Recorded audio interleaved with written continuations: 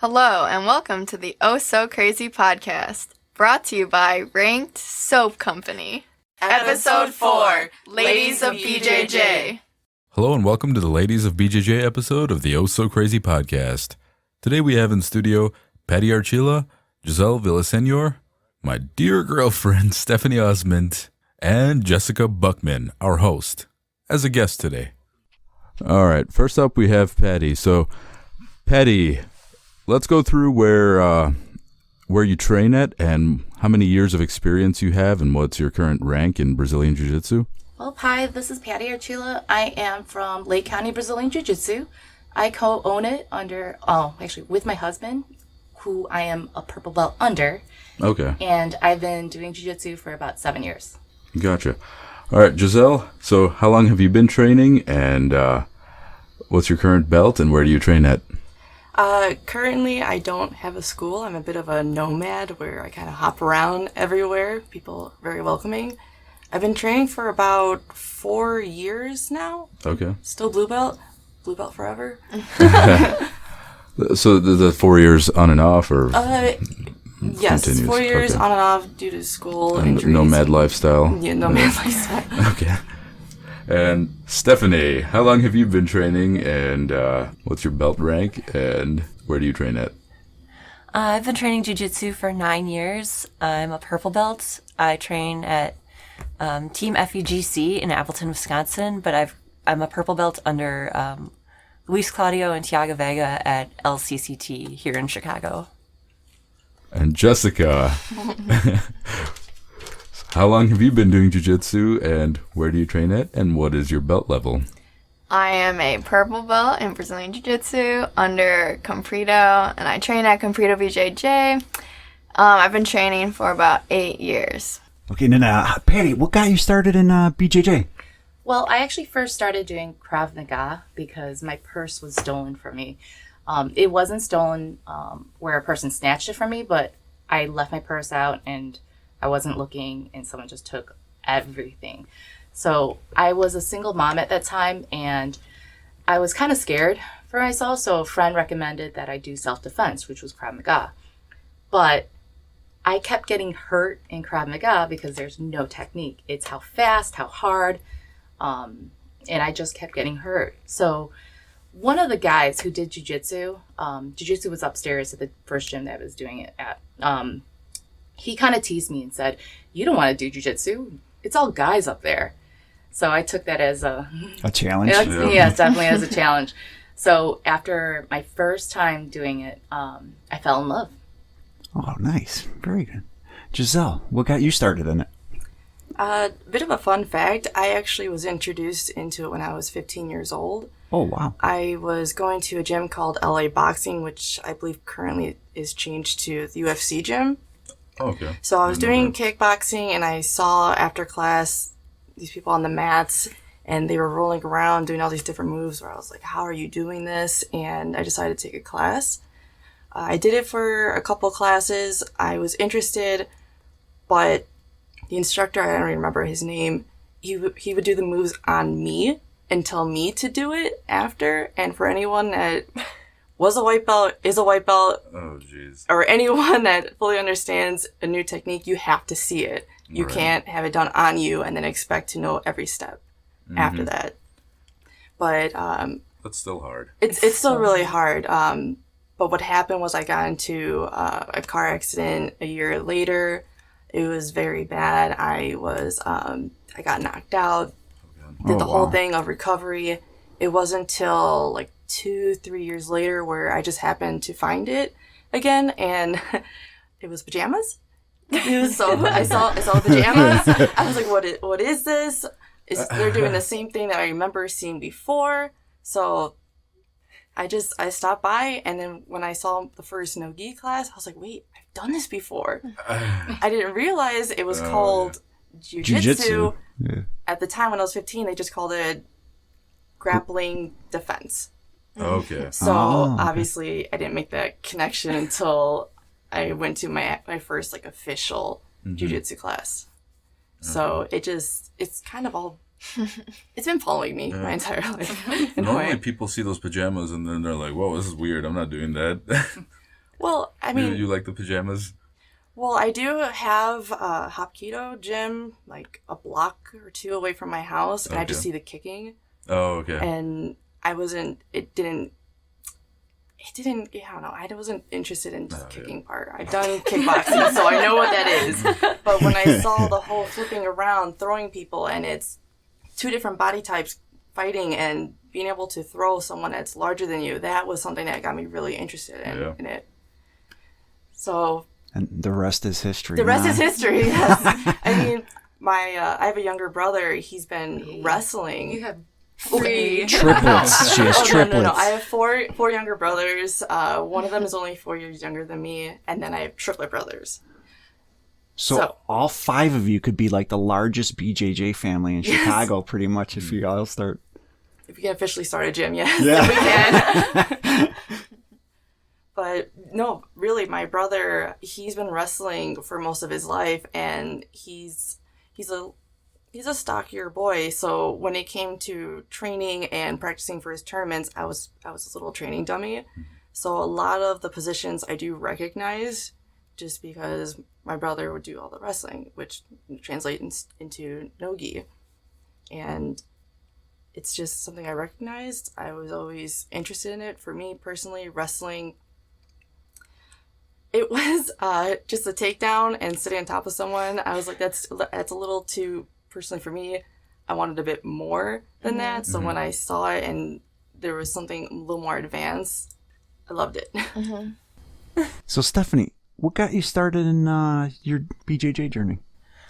I actually got beat up a lot by my brother because he was a wrestler. So that was my whole life. So he wrestled from like first grade until he was in high school, and when I became a senior in high school, I actually decided I wanted to do it.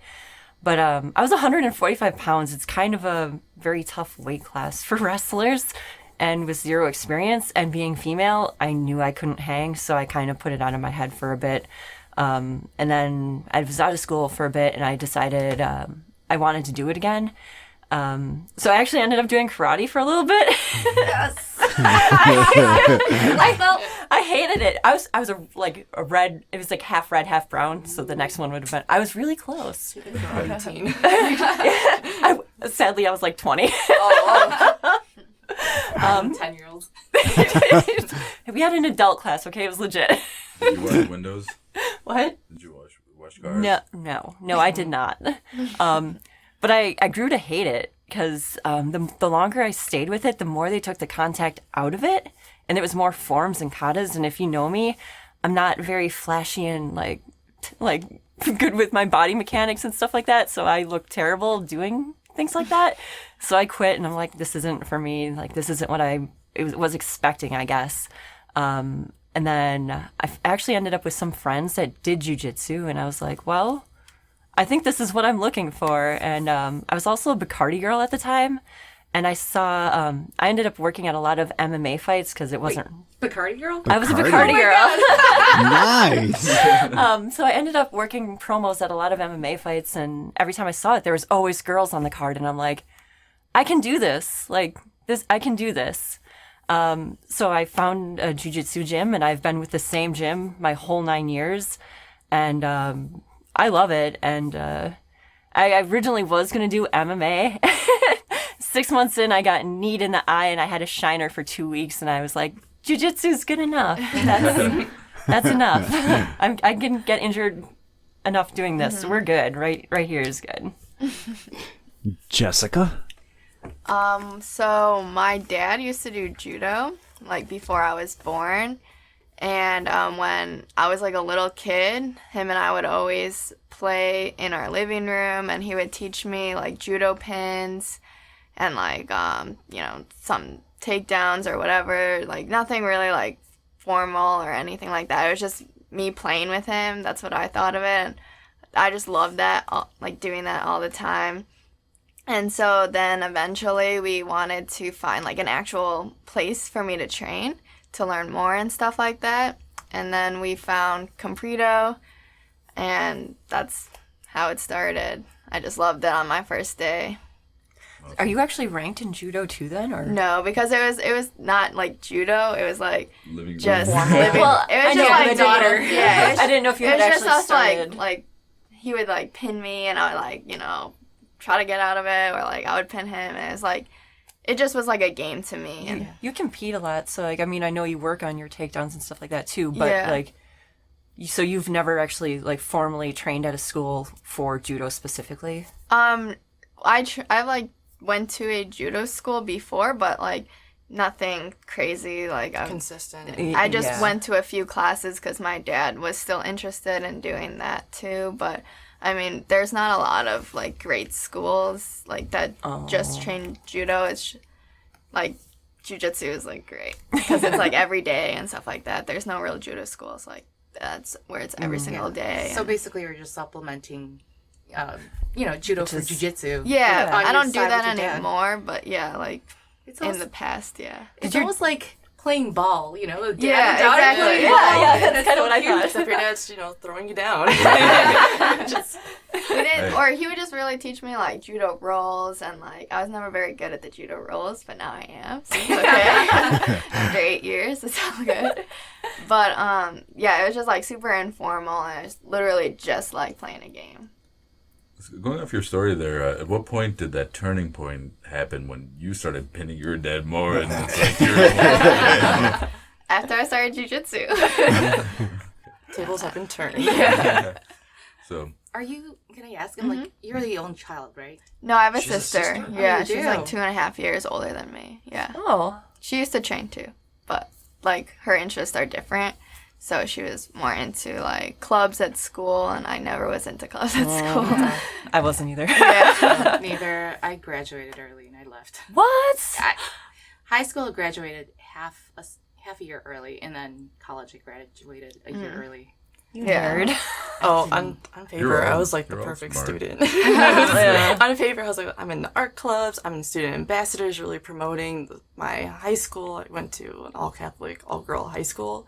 Uniforms, everything. And I was like trying to promote it because it's very traditional. So, on paper, looking at me in high school, I looked like the perfect little Catholic child. I was always honor roll. Always. High I was a honor roll. cheerleader. I did basketball my freshman year. Oh, no, really? Yeah, I know, right? Because I'm 6 feet tall, so why not? But then all my friends quit sophomore year, and I was a joiner then, so my friends weren't in it, so I didn't want to be in it. So should have stuck with it. I wasn't very good at it, but it would have been something to do. You weren't very good at it, being 6 feet tall. I'm 5'1". I'm 5'1". I can stand under the hoop and be like, give me the ball, and I can put it in. And I love defense because I love getting on people, you know? Yeah. But actually dribbling, no. Being tall is not as perfect as you might think it I is. love being tall, but like for stuff like that, I'm not very coordinated. For someone that does jujitsu, and people are like, but you do jujitsu, you're lying. And I'm like, no, I get to lay down though. I'm the same. But I'm 5'1". I'm very uncoordinated. I was a cheerleader. I couldn't dance really well. But I was really strong and was able to... You were a base. Yes, I was a base. Yeah, that's where I would have ended up too. Yeah. No one's lifting my fat ass. You know what? Yes. I didn't trust anybody. So Oh yeah. Yeah, I would have gotten dropped for plus, sure. I was very strong. My nickname was Bull.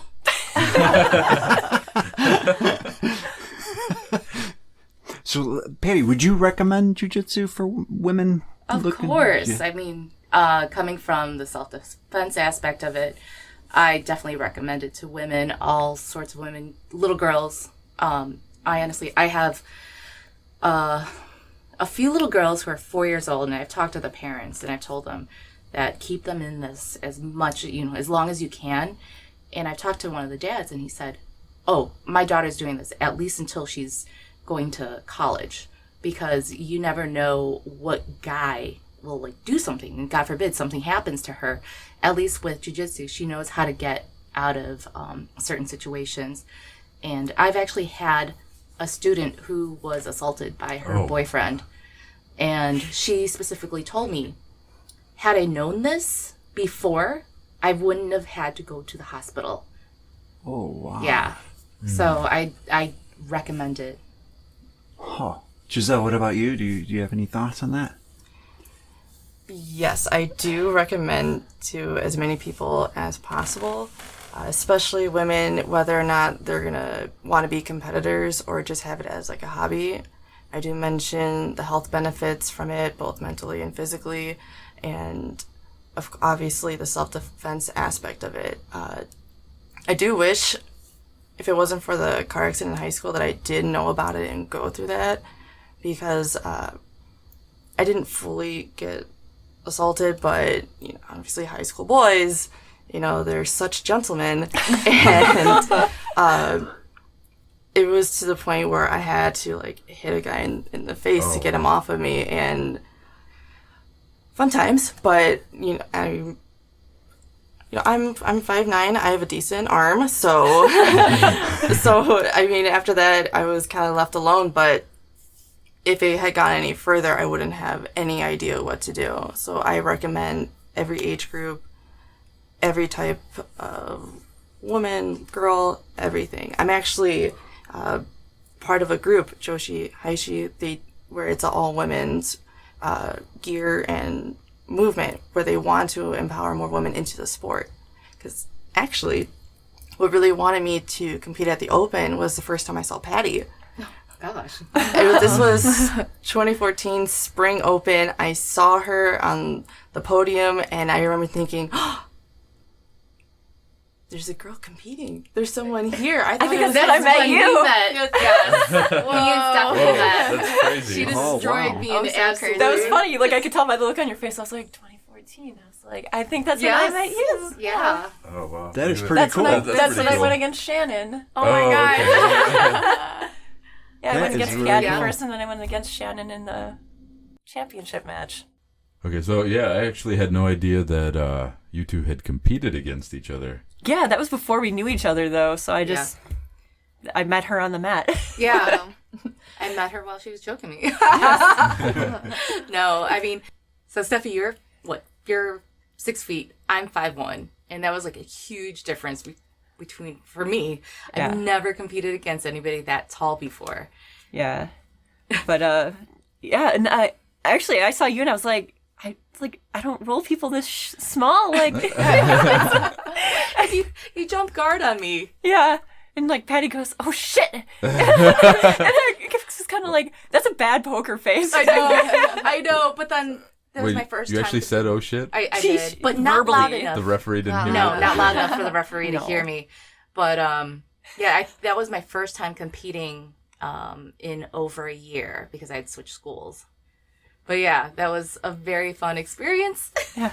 I had like a 3-year gap there because I was broke. That's why I didn't compete between 2011 and 2014. Yeah, jiu-jitsu problems. Yeah.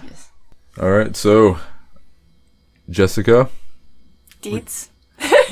Would you recommend it to girls? And Yeah, I others?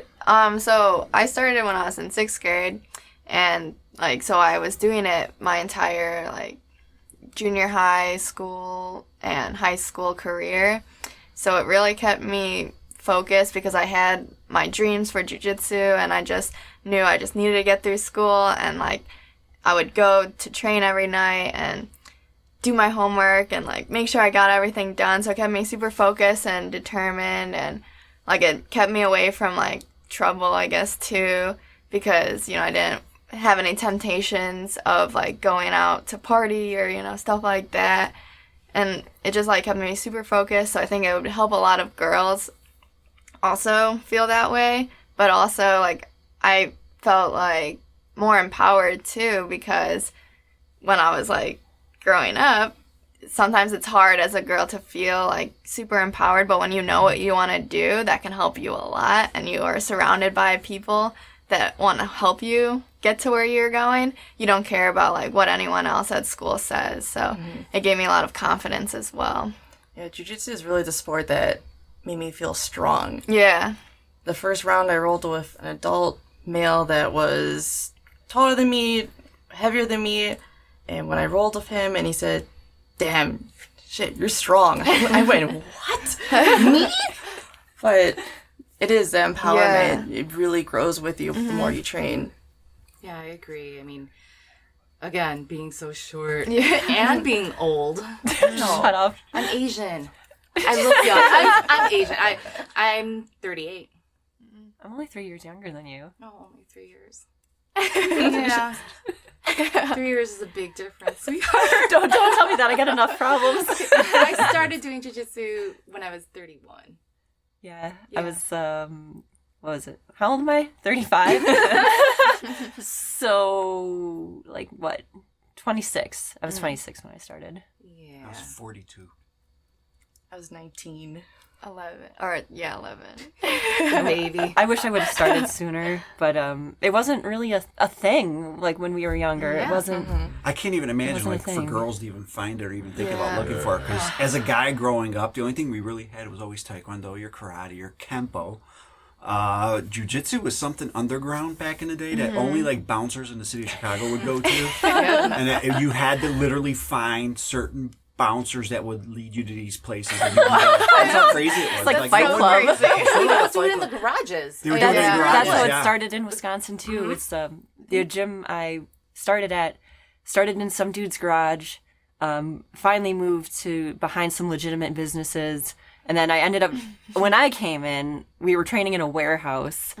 And then James and Alex took over and made it a more legit business with like an actual front and got it out of the warehouse and from the MMA meatheads. And it's a little bit more family friendly, but our technique has taken off ever since then. So it's really nice. You guys are amazing up there. I mean, I love James and Alex. Yeah. Every time whenever I travel, I see them, I'm always giving all of you guys a big hug. Yeah, oh yeah, absolutely. Yeah. Not just jujitsu hugs. Real Right. hugs. We interrupt this program to bring you a quick announcement. Whether you're just the average gym goer, an old man, a noble knight, or a big ogre, you're probably going to get dirty after every roll. So why not try ranked soap? 2014, Patty, and I was like, 2014. Yes. That's when I met Sorry Kristen about that. Patson, too. Funny story about that. What was it? Yeah, you know what? Just hit it. Oh, Yeah. okay. Last year, she commented on one of my pictures that came up in my memories of my white belt IBJJF win, where it's like there's me on the podium and the two girls on the podium were her teammates, and she comments on it and she's like, "You know, you broke her arm, right?" And I'm like, "What? No." She's like, "Yeah." She's like, "You broke her arm and she was out for a while, and I don't think she trains anymore either." I don't even know her name, but Oh, gosh. yeah, it was. I got both of the girls with belly down arm bars, and I had this girl, and I had it. I hit it, but I was going really, really slow, and I'm like dropping my hips towards the mat, and I'm like, why isn't she tapping? Like this feels really tight. Yeah. And I felt her elbow pop, but you know, joints joints she do has to stuff. tap. So I was like, okay, Joints like, do stuff. We're responsible. They do a little few gas things. bubbles in them. It's fine. And she didn't and she got up and she maybe was like holding it a little bit, but I didn't think anything of it. And years later, I found out broken. Yeah, and you made her quit jiu-jitsu. Great job.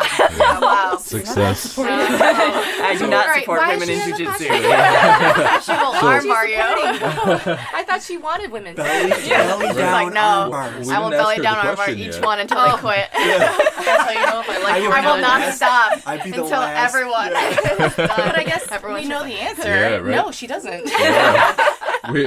We're just gonna ask.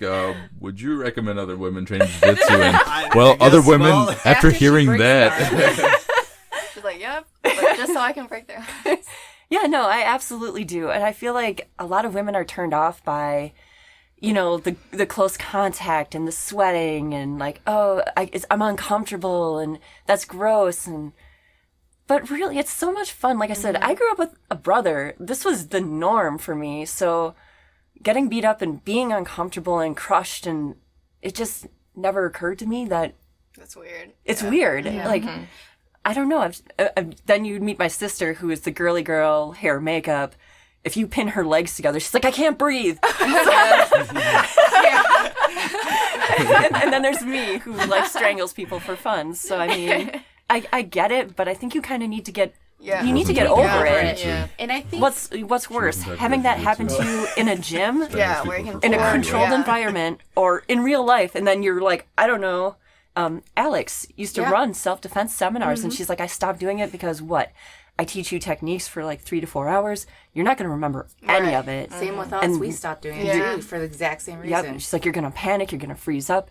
And she's like, I'd rather have them just come in Train. and train.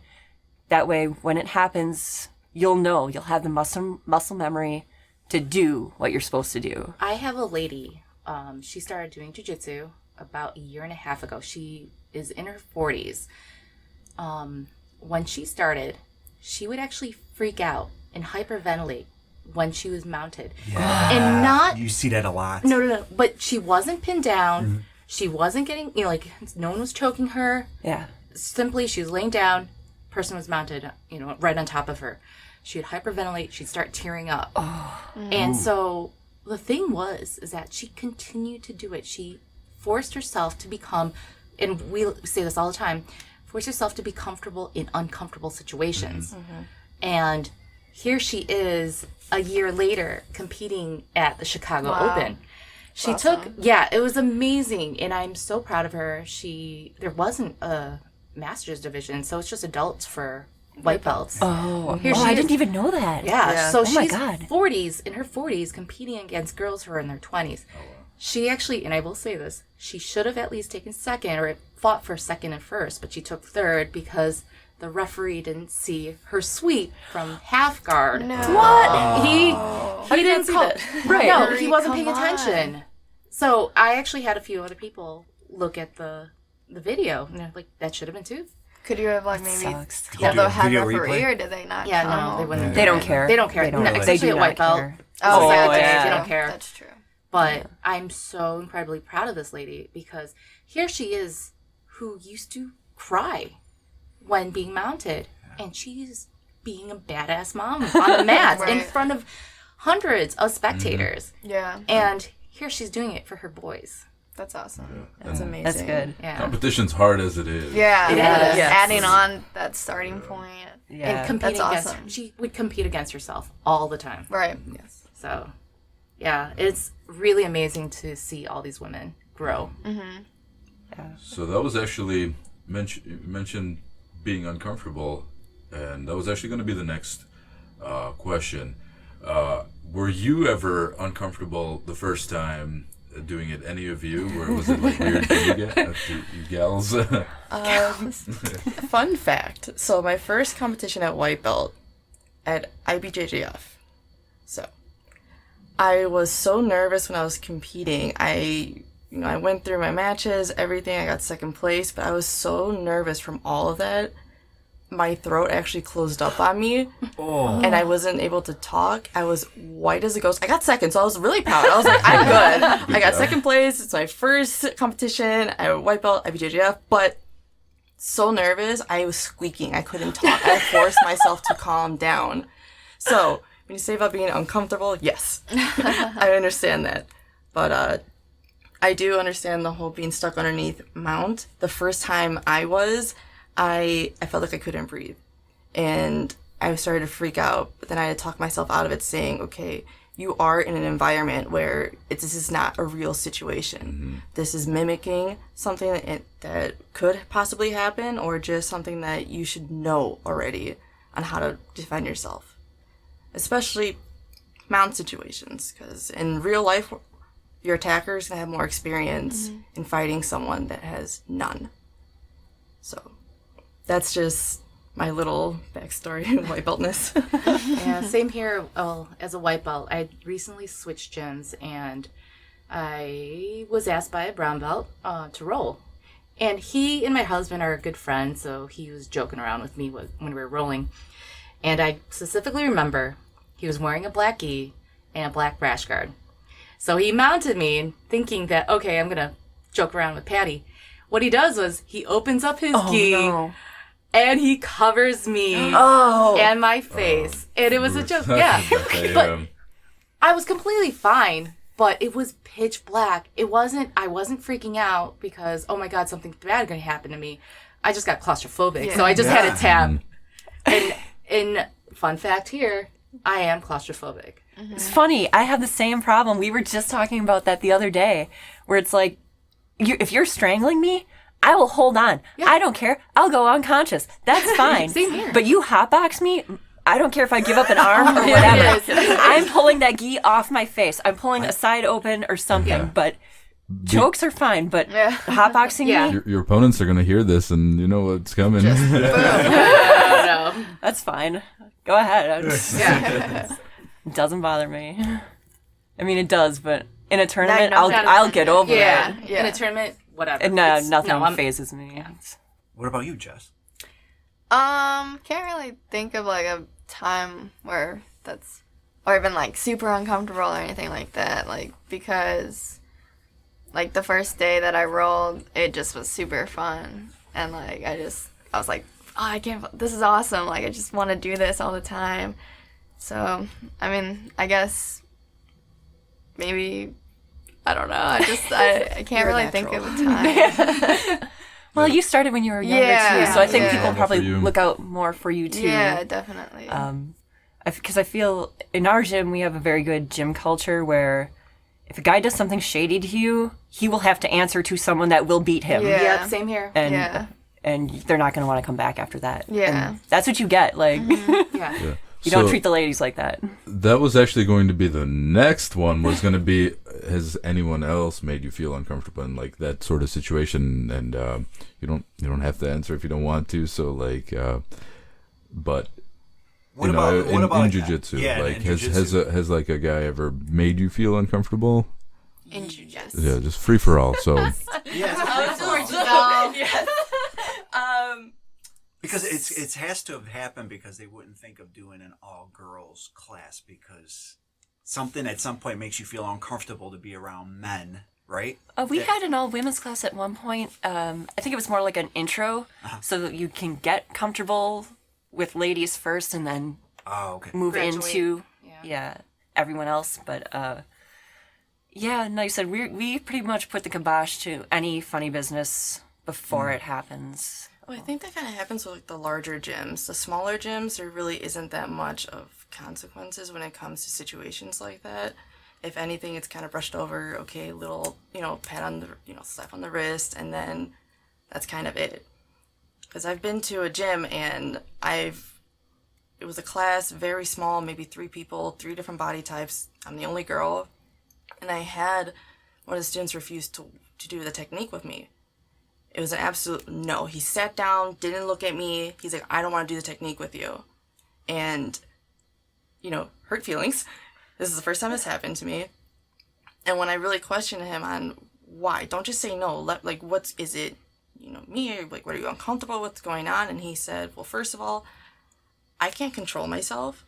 And I don't want there to be a situation, and my girlfriend doesn't want me to work with you. And the girlfriend also does jiu-jitsu in the same school, so it was just all around uncomfortable. That's really strange. Wow, that is That's weird. stupid. So, yes, instances like that it was the first time it happened like in person. If someone did have an issue, they never really said anything, but that was the first one that really was brought to my face. That's weird. I've rolled with somebody before, and I was in mount, and he actually put his hands up, and it went into my gi over my rash guard. And you know what? That was the first time that's ever happened to me. I got pissed. So I just choked. No, I choked him out so bad, and I just haven't rolled with him ever since. You think it was intentional? I think it may have been more so out of panic. just panic, I guess. Yeah. But I didn't like it. Yeah. So I choked him out. I love that. How experienced was he? Like He was a white White belt belt. at the White time. belt, Yeah. yeah. And I was a blue belt. They do things like Yeah. that. But going with Giselle's, we have a lot of people who have relationships. There's either the boyfriend or the male person, male significant other, or the female significant other. We've always had it where we talk to the significant other and we make sure that they're comfortable with the, who they're rolling with, and making sure that their family's there, and then they're doing jiu-jitsu for a reason. It's either for health reasons, self-defense, and so forth. And I think for our gym, we always make sure that everybody feels comfortable. I like to say that we're a big family, and we do like to get to know everybody, the whole entire family, not just the student. See, and I think I don't like going to beginners class and having the brand new white belt guy get partnered with me. Oh, yeah. I don't have a problem with it. Like, I will work with anyone, but you can see it in his face that he's uncomfortable. And I wish the dudes, the higher level guys, would grab them instead, because this guy's uncomfortable. Like, he doesn't want to work with me. That's not my problem, and I'm fine working with him, but you guys should help him out, because he's already uncomfortable, and now he's more uncomfortable being with a female. Yeah. So I try to grab the new girls, is what I try to do. I do. I usually try to put the more experienced girls with the brand new girls. Sometimes, most of the times I do the brand new guys with somebody who's been there a little bit longer, whether it's a white belt who's been there for a year or so. Yep. Or someone who's been there. But recently, we had a woman join the gym. It was her first official class. And it's hard when you put new people with semi-new people together. Yeah. So I pulled my 14-year-old son, and I told my son, hey, go partner up with this lady. She's probably in her 40s or so. And I think she kind of felt uncomfortable, but I was there to sit with her and guide her through, because doing the technique, as we stated, Giselle stated earlier, I was there so that I can help her put her hand in a certain situation, certain spots. Yeah. And that made it easier. Tasia asked me the question. She's like, wait a minute, but you actually roll with the girls too? And I'm like, yeah. I'm like, no, it's not like that. She's like, you mean like how you do with the guys, like how I see on TV? And I'm going, yeah, same thing. It's like really the same thing. And I'm like, don't worry, I'm not thinking that because it's one-on-one. I'm like, I'm more worried about, say, Jessica armbarring me. And I'm trying to avoid getting pinned at all costs. And it's something totally different than what you're thinking. Yeah, I agree. I mean, people ask, they ask the men, do you get excited rolling with the girls? And our guys always respond, I'm the same answer. I'm more worried about getting choked or pinned down, or I don't even think about it at some point. Like I used to like Jessica, Giselle. I like rolling with Danya, just because you can get really good techniques and they work with you. Because at the time you guys were upper belts than me at the time, but you get to learn. So I like it. I mean, I'm gonna lose, but I learned. And that's like something like I always try to explain. I'm like, you don't understand. Rolling sometimes with the guys, it's all out. It's there's no practicing with you unless you go to a really upper belt. We do have a bunch of those guys, but like similar ranking, it's like, oh no, I'm gonna be the alpha white belt. Now if I go with like Jessica, Giselle, and even Shannon was a lot of help too during that time. They would actually go slow with me and show me like, here, this is how you properly put a choke on and stuff like that. So that's why I liked it. Are you saying I rolled like a brute, Joe? No, actually no. And Dietz is like one of my favorite. All muscle, no technique. Yeah. But I like it when men are very welcoming with the advice that we give, women give. Because I've had it where it's the macho man. Yes. You can't teach me anything. Yeah. All right, cool. No, I even on the one podcast with Danya and Alex told you guys about it, that Danya was like, pick one move and just keep trying to hit that one move all class. Even if you're going to get pinned, just keep doing it. And finally all of a sudden I was like, you know what I did the other day? I was doing the butterfly guard. And it started working, and I'm sweeping people, and I'm mounting off the sweep. And she's like, I told you. I'm like, yeah, that really was a good idea. I feel like that's a problem too, where like if people know James isn't going to be there and Alex is running class, people don't show up, and I'm like, oh wow. I learn like they're both good teachers, but Alex rolls more like a tall person, even though she's shorter than me. So I learn better from her because I can mimic her movements easier. James is like, I'm short, and I pull my leg in, and I'm like, I got a whole lot of leg to pull in, so that doesn't work for me. But Alex would be like, oh, I just do this. And I'm like, that makes more sense. Now I get it. So you can't go with that attitude that, like, men are better at technique. Because a lot of times I feel like it's the other way around, because women we have to be good at technique. We have to be super technical. We you have to have that strength behind it, at least depending who they're rolling. And I feel like they have like better leverage attacks. Because like I said, you have to have technique to be good. You're dealing with dudes that are much, much bigger and stronger and stuff.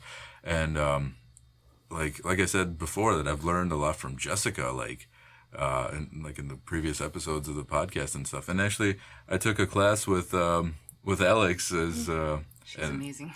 Yeah, it was an awesome class. There was just little like details in like the butterfly guard, which I would normally have not done or thought about doing, but I'm like, if I was teaching that to someone, like that's something that I would definitely use. And maybe if I went against someone who I couldn't like wrap my arms around, it would have been super useful. I'm sorry, I can't wrap around anybody. So like, yeah, exactly. Like if I go against like the ultra heavy with that's 400 pounds or whatever, that's the kind of technique I would need. And Girl technique. The girl technique, exactly. It's sharp. What's funny is when my husband goes out for when he travels for tournaments or he has to coach, I'm doing classes, I'm teaching, and we have a lot of big dudes in class. I'm talking about like 260 up. And they're pretty round, but they're tall, So they actually, when they first started, I wonder if they thought that I couldn't teach them anything. Well, and I love showing them this, and I call them, it's either the fat man or the short man triangle. It's a different way of doing the triangle without having to angle off. And they're actually surprised because if you actually look at it, because my legs are so short, it's proportionate to their size, just on a shorter scale. So I always love doing that one with those guys. But you're shorter, so you have an advantage because your triangles, when you do get them locked up, are going to be super tight. I got to take up all this space somehow. Yeah. But the thing is, when you're going with a different opponent, and the size-wise, if I'm trying to shoulders, exactly, I would definitely say that length is the my advantage. teammate Damon baits the triangle just so he can pass. He's like, "Oh, look at me pull this arm out," and then he throws your leg by, and you're like, "Oh." Ultra heavy but games. big people, Game. really do triangles, like But- omoplatas. Yeah, but then you have to adjust, and I've learned how to adjust a lot.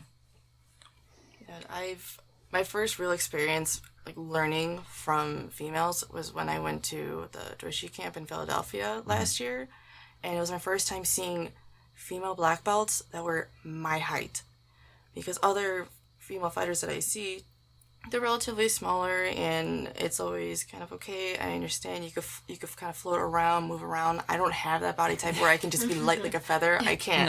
No. So how tall are you? I'm 5'9", and but when I went to the camp and I saw 4 different instructors and they were all my body type, that was amazing for me to see, because most instructors in the Chicagoland area, they're male, taller, thinner, thicker, different styles, but I felt like it was more for other body types, and I could learn from that. But when I went and learned from those females, it was amazing.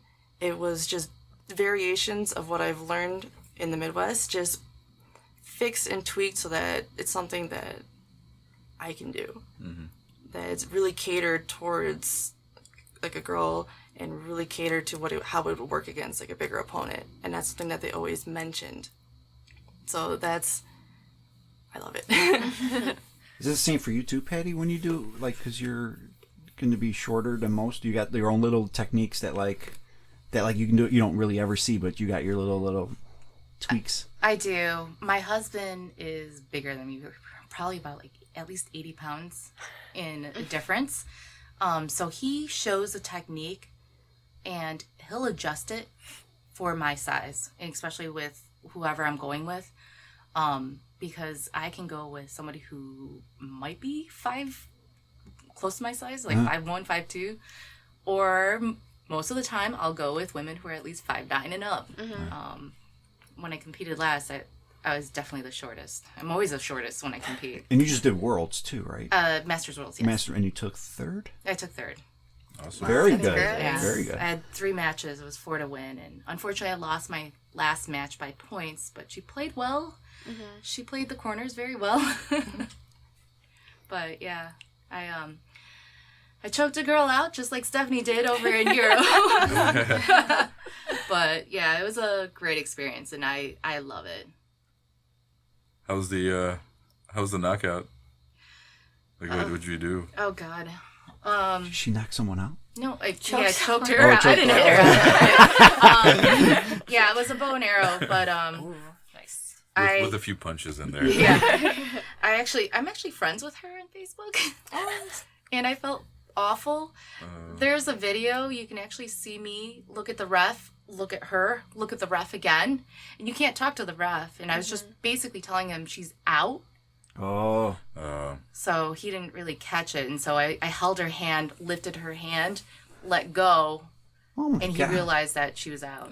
Well, I you talked did to the ref right at the thing, Europeans. Yeah. I told him, I'm like, she's out. Yeah. I've seen people talk to I the remember. ref about that, and like, yeah. Steph, you did they the don't get European? disqualified. I did. I did the Did you? Europeans last year. Yeah. How'd you do? I took third in my weight class. Get out. And then Yeah, get out of here. Leave. She then- also in put a the girl out. in the open, I put my first girl out Wow. in 40 seconds With your special move. with my move. Yes. Secret move.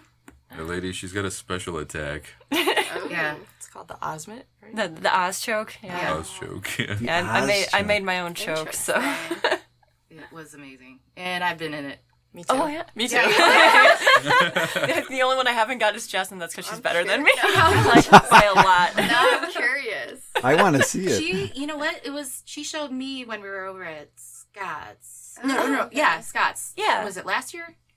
Wait for Whenever- the When the open mat. I The was Rebel there. Yeah, you were Girls, there. Yeah.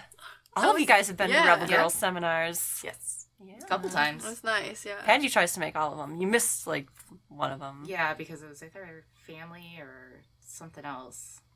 I missed the pretty summer fun. camp. Yeah. I wanted to go, but I had a wedding. I was sad. I have work. I work full time. I don't just own a gym. I work full time. Oh, that's that's double dipping. Yeah. Triple dipping sometimes. And a lot of people forget that I actually have a job. Instead of just working at Just the gym. owning a gym. Yeah, it's crazy. It's nonstop. Yeah. So you work 40 hours a week, then go to the gym kind of deal, plus take home and a family and... 40 plus. Yeah. Yeah, so I work as a senior compensation analyst. Like a credit analyst or... No, it's just a HR analyst. Okay. So I do that during the day, and I rush over to the gym so I can help teach kids class, and then help with the new people, help with the business and so forth, Wow. as well as training my new dog. Your baby. My baby. I'm sorry, Ian. That's my son. But No, come on. Like, he's in high school now. There's a new baby. yes. No, my son is actually adult size. He's been doing adult classes now, so you know that transition. Oh yeah. Yeah. But yeah, I do that, and then I probably get home. We just moved, so we moved about 5 minutes away from the gym. Oh. So it's That's helped out nice. the commute. Oh, that's good. So That's much. great, yeah. But I still get home probably about like 9:30, 10 o'clock. Is your son in high school now, He freshman? is. Is He's a he going to start wrestling too with his BJJ background? He wants to. We're gonna see if he continues. That could to be do pretty it. cool. It'll be awesome. One of our girls or female students, like she's a kid, but we let her come to adult class because she's beefy. Yeah. But no, she's going to start doing wrestling now too. And Alex is like, I'm terrified, not for her, for me. And I'm like, oh, Yeah. Mojo, it's Mojo. Mojo, yeah. Yeah, she's an awesome kid. I think I've seen her once at the Rebel Girls. Yeah, she's like gray belt. yeah. super cute. Yeah. She's a sweetheart. We love her. I think wrestling's great for girls. I didn't get to do it. I didn't either. It wasn't a thing. I don't even think it was a thing. At least It not wasn't when I really was a there. thing. It really wasn't. No, I wanted to do football, wrestling, and my mom's like, "No, you have to be a girl." So then I chose cheerleading. I wanted to do wrestling, but like if you're 105, you can do it in high school. I wasn't 105. And if you start in like kindergarten, I wasn't either.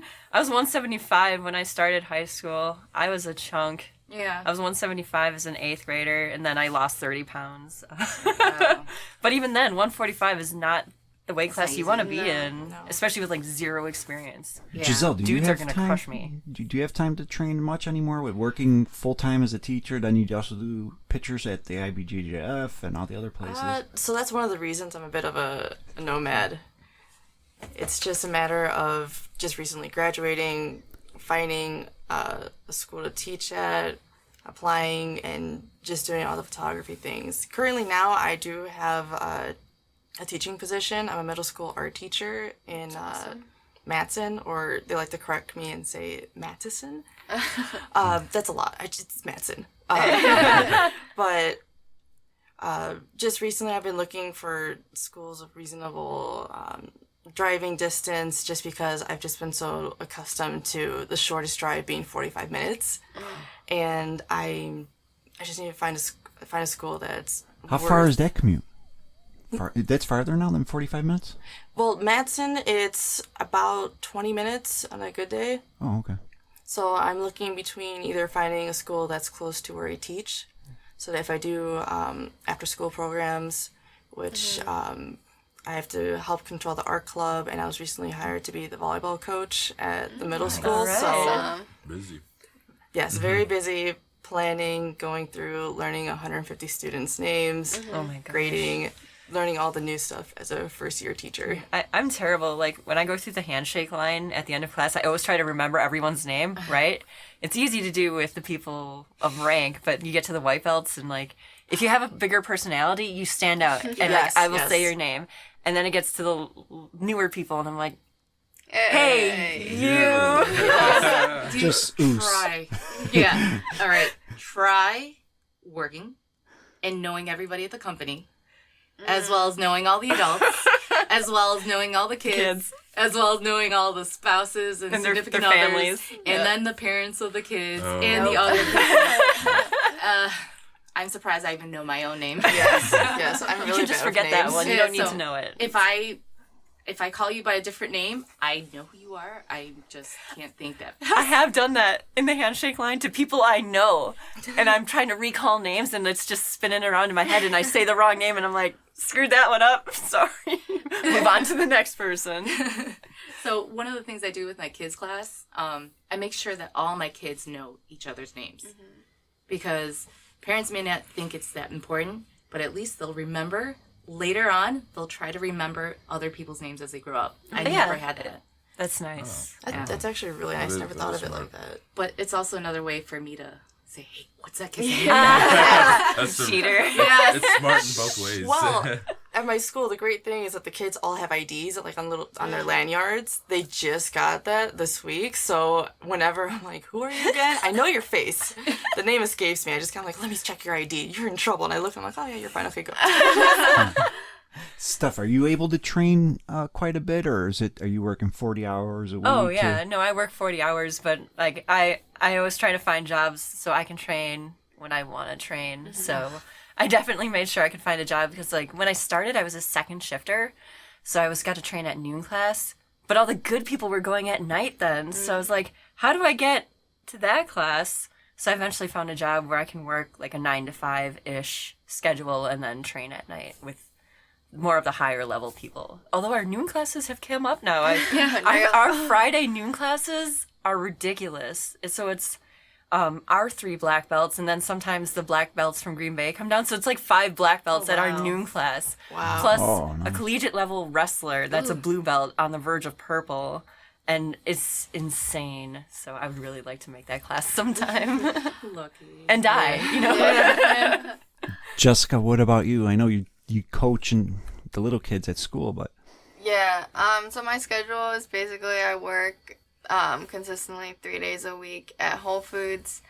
I work from 7 to 3, Tuesday, Wednesday, Thursdays, and then I go to the kids class after that, and then train at night, and then on Mondays and Fridays, I'll try to go to the noon class and the night class and teach in between. And then Saturdays I'll train in the morning, and Sundays I do podcasting. Here I am. I'm sitting, and I'm just jealous because all of you guys get so much more mat time than I do. Everybody always thinks because you own the gym, you get so much mat time. Honest, it's 2 hours, probably at the most.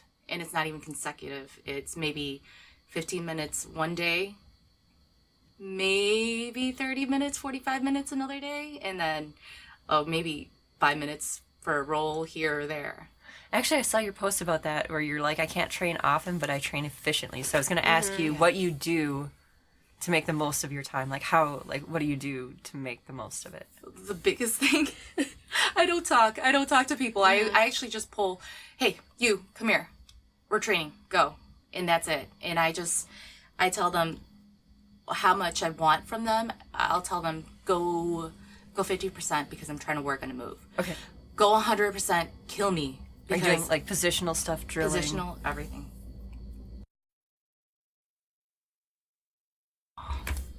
I don't know if I always make the best use of my time. Like, I mean, I try to, but like there's days where I go in and I'm like, I don't know, I feel confused and lost, and it's like, why am I even here today? Like, what am I doing? I a total space cadet. Like, maybe I didn't sleep enough or something. Right. And well, you have to listen to your body, because those are the days that I will take it easy. I'll go only like 40% and just kind of flow just to move my body. Yeah. Because I know that my body's probably saying, hey, you're going too hard. Take it easy. You still have to move because you don't want to get your body all stagnant and just like lethargic. And like the best thing about like a lot of training days where it's like you don't feel like going to the gym. Oh, I don't feel like training today.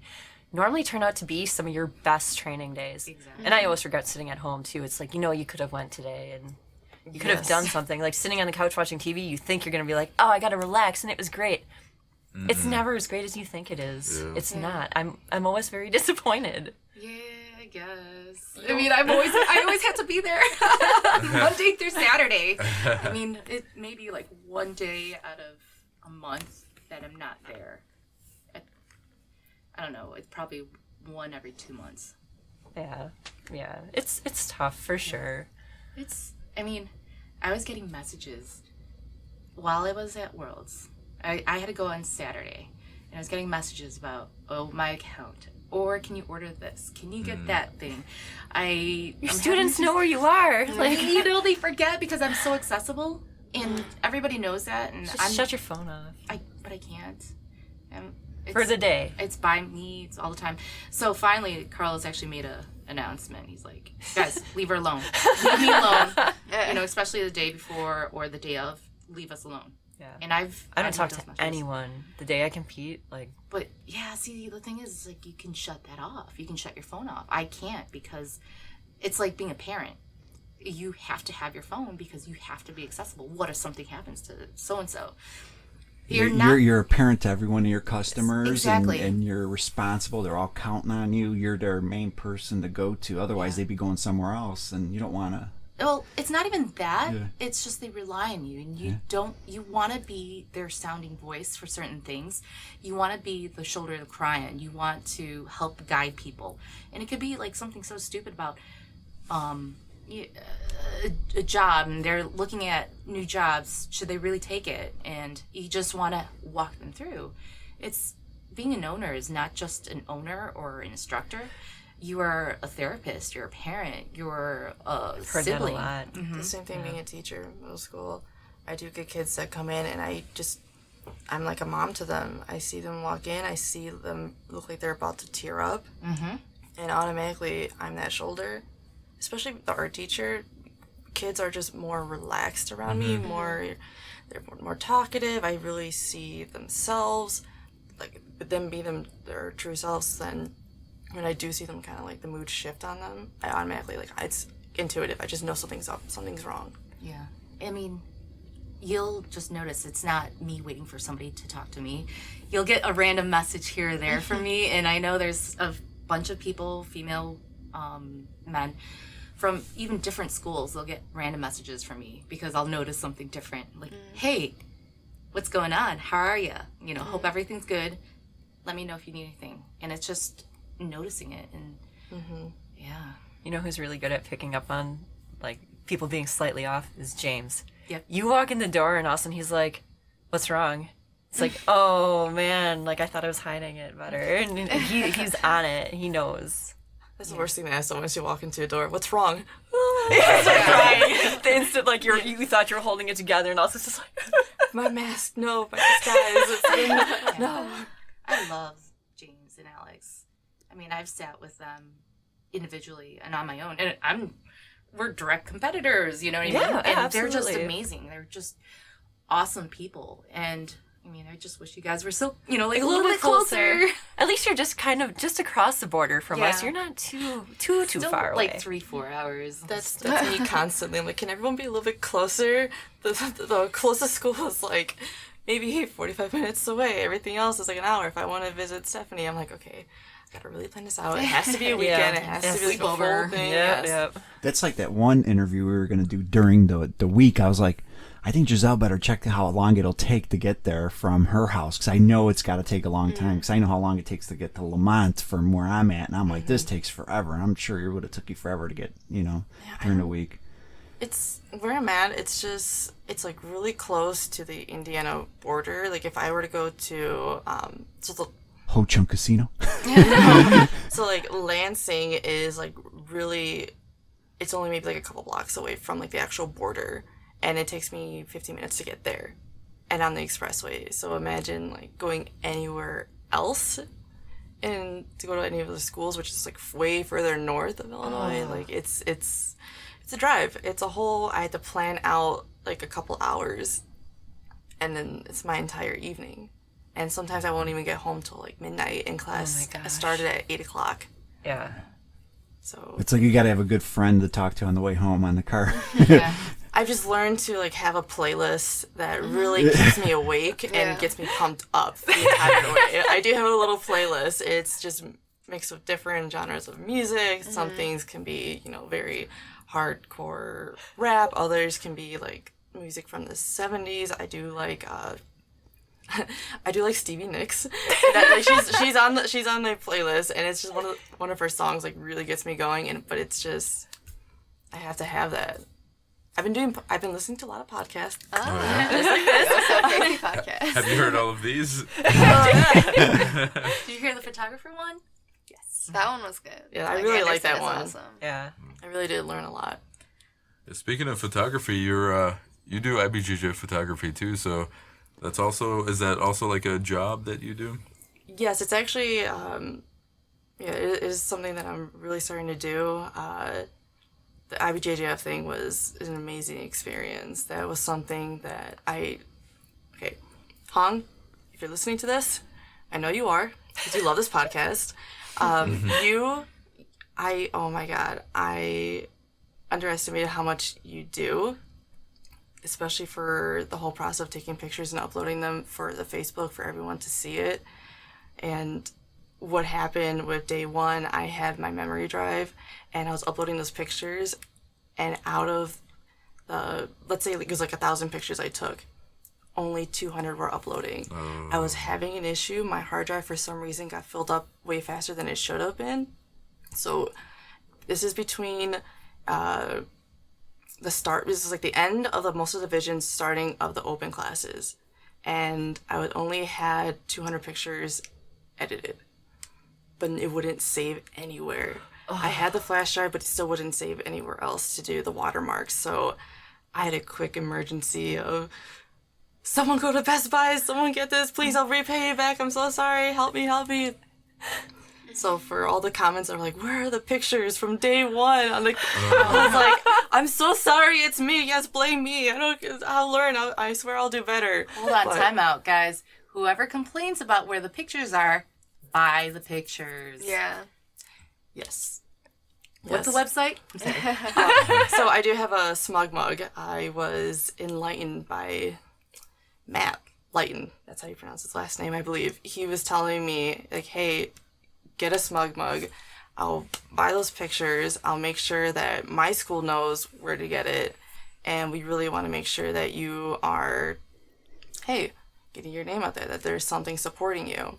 That's nice. It's really nice. And actually, I love how supportive all the jiu-jitsu community really is, especially for photographers. And that's something where I love Hong's pictures. I love Mike Anderson's pictures. I love Lisa. But other than that, I personally was like, who else takes pictures? So there's a bunch. There's a lot. There's a bunch, and it's nobody really thanks them or gives them credit, and give credit to where it's due. Yeah. My friend Bill Nash is a photographer, and he was living out in California, and I did the Pan Ams one year, so he got a press pass to shoot it. And like Bill doesn't look out of shape or anything like that, so like, but it was days on end of shooting this competition. Like, we go back to the hotel and he crashed out hard, like he fell asleep. I'm still up, like scrounging for food and stuff, and like he's out, and I'm like, oh my god. He's like, I'm so sore right now. He's like, you guys have, he's like, you have no idea, like crouching and standing up and walking around and standing and carrying all this equipment. He's like, this is exhausting. We were just talking about me and Giselle last night. The camera weighs what, 3 pounds or so? 3 pounds, depending on the lens. If you have like the longer lens, it could be up to 5 or more. But and I was telling her that she needs to go see a chiropractor, because you don't realize how much weight that is after a day's worth of that being around your neck. And that's why you'll randomly see me feed them, and I'll sneak food over. yes, because here's the That's thing. very nice of you. That weekend, I forgot to eat. Oh my god. That's how stressed out I was. I was like, I felt so guilty getting up, getting back to my laptop, or having a sip of water, because I could see most of the competitors' eyes on me going, why aren't you on the mats? That's what I felt. I felt really guilty on that. And I was actually talking to Mike at the tournament about it, and I told him, I want to edit these pictures. I said, but these matches are going, and I have to almost time it to where if I look up and I see more than 3 matches going on the mats, okay, I got to be there. If I see less than that, or just maybe 3, or maybe, okay, I already know I took pictures of them, then I can go edit. But it's a little bit of a downward spiral. If you try doing all that, then you realize it's the calm before the storm, where if you see less people on the mats, they're only preparing for the whole all the divisions to go again. But yeah, my legs were sore. I don't have time to eat. And if I did, I would go put it down, take pictures. And if I came back, someone threw out my food. So it was just a constant never-ending battle of trying to start to eat and then someone throwing it out for me. I'd be so mad. Yeah, horrible. so I'd be hangry and snapping on people. and I had it right next to my laptop. I had it on my laptop, as in, don't touch it. But someone would always, I don't know who it was. Oh my god. Whoever it was, I was hungry. I feel so guilty because I didn't feed you this last one. I wasn't downstairs as often as I was because I was taking care of my other baby. No, but the thing is like, any competition doesn't matter if I'm competing or taking pictures. I feel like I have to be there for everyone, that I almost forget about myself. Yep. And usually for those tournaments, I do I drop weight because I don't eat and barely hydrating myself, because I'm like, well, if I'm drinking a lot of water, well then I have to leave the mats because I would have to use the bathroom. And But going to yours, that's why I packed. My husband, I bought him a fanny pack. It was before everybody else was buying fanny packs. You started see it. Yeah, no. But I packed Pedialyte. I packed Sour Patch Kids in there. Thank you for those, by the You're way. welcome. Sugar pills, just in case. And those are little things that you always have. It's like a necessity. It's like Neosporin and carrying it in your purse. I mean, Those I are don't, all but good I should. ideas. yeah, Yeah, those are good ideas. I mean, that's the mama bear in me. And I think everybody's realized that. Even when I competed at Masters Worlds, I was actually eating Sour Patch watermelon right before. And I was eating it with Brienne Coral from Coral BJJ. And we were just eating it right before our matches. And even before the grappling games one where I competed last, I actually had Sour Patch gummy bears, because you have that adrenaline dump. If you're not eating, you're just done. So it's like a nice little spike. So Something with sour, because James eats sour Skittles before he competes too. So I'm like, I don't know what it is with you I guys. can't do the sour Skittles. I have to do the berry Skittles. Berry Skittles are my thing. I don't like sour stuff, but those sour Skittles are actually pretty legit. I don't know. Do you guys ever try Hammer Strength makes gel packlets and you just squeeze them in your mouth and it's like pretty much it's It's like a boost that they would use for triathlon. That sounds too healthy. Where's the junk food? Yeah. No, see, like, listen, I feel like a selfish competitor because I'm all worried about myself all the time and like stuck in my head. But I do have a bag full of food. So if you see me and I'm done competing, I probably have some food if you want it. We're always in 107, and your brother knows. Giselle's Yes. brother knows exactly where the food is. Yes. He loves food. Right. Because I think being a mom, that's, you pack the necessity bag, the little diaper bag, but it's filled with everything and anything you can think of. Mine's just food. Like, you would think I would, like, my gym bag has all my athletic tape and stuff like that I would need. But as far as taking care of other injuries, I'm pretty much useless.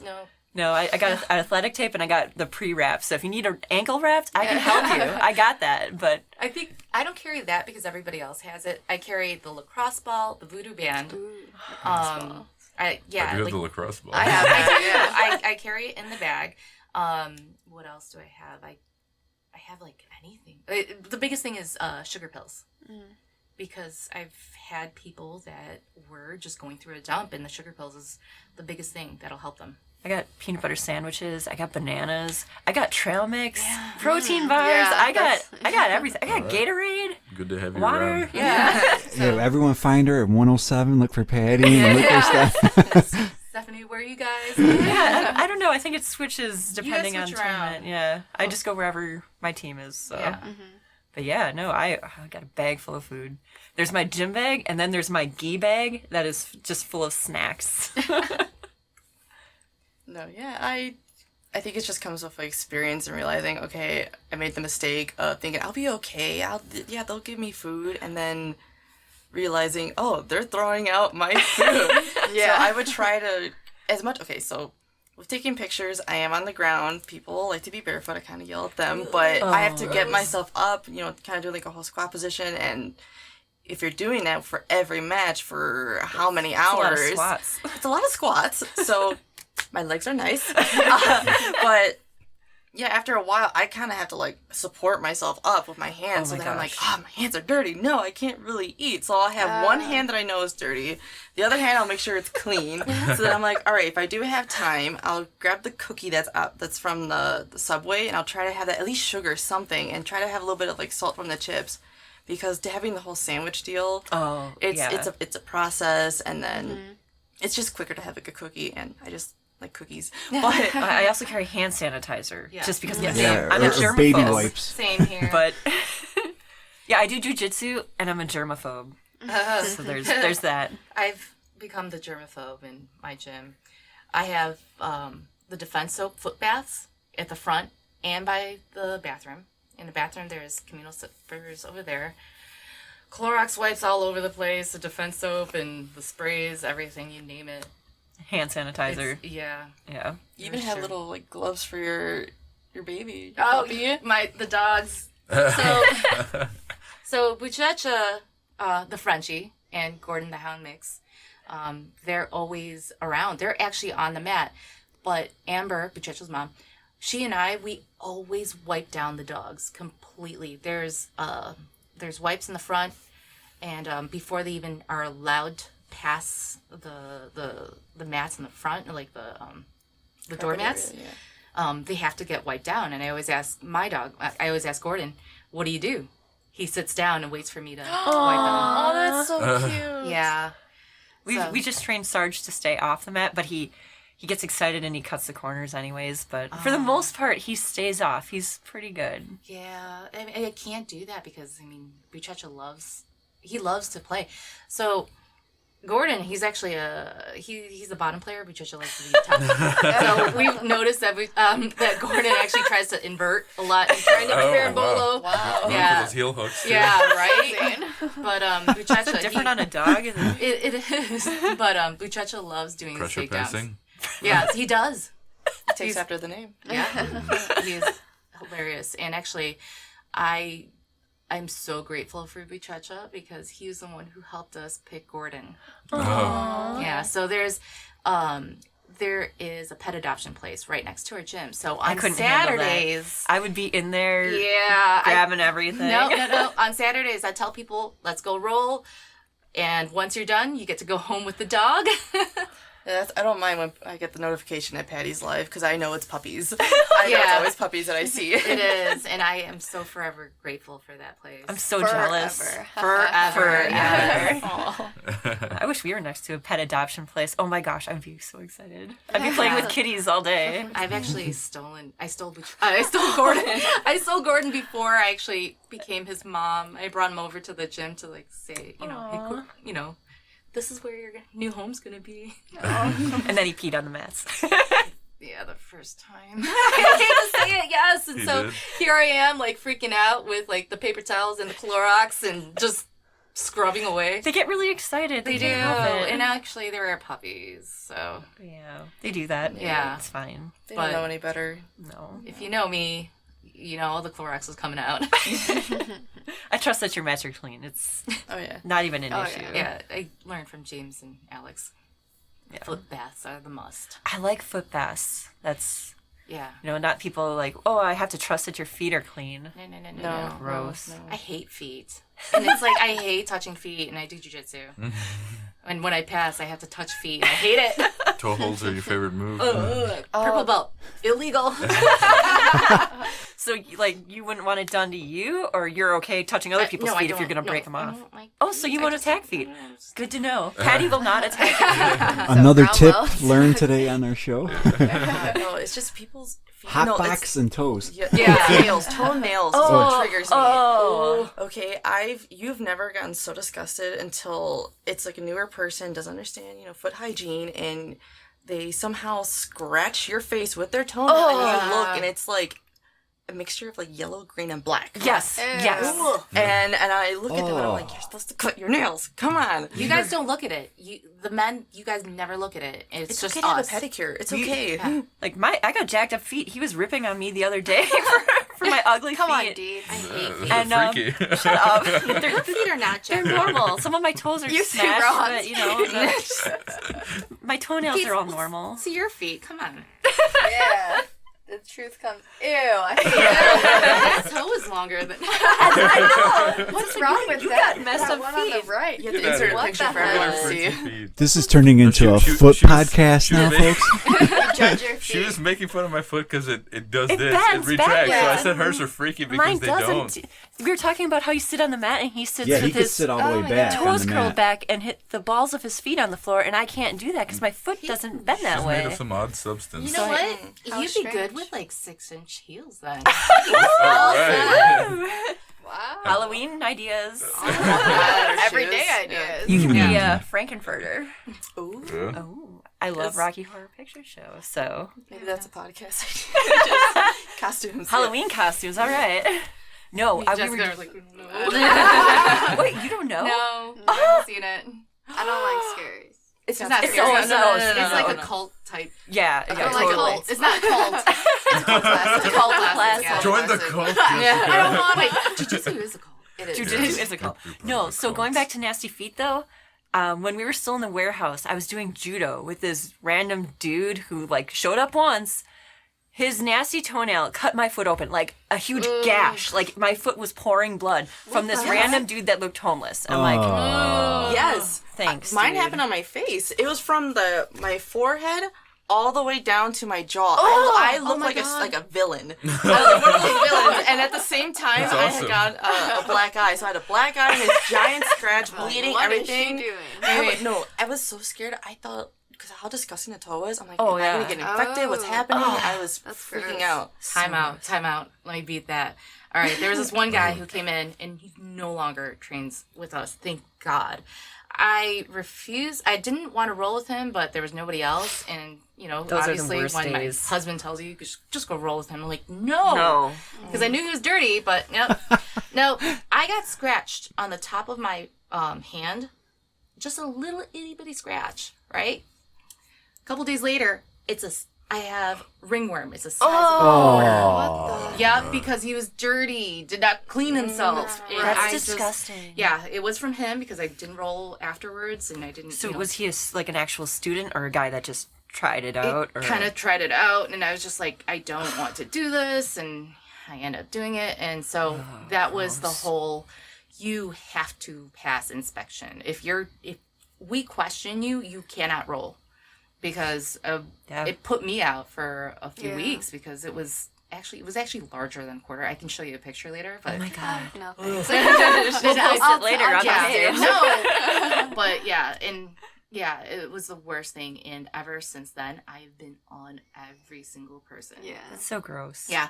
Any little cut, even a mosquito bite, I'll be like, cover that thing up.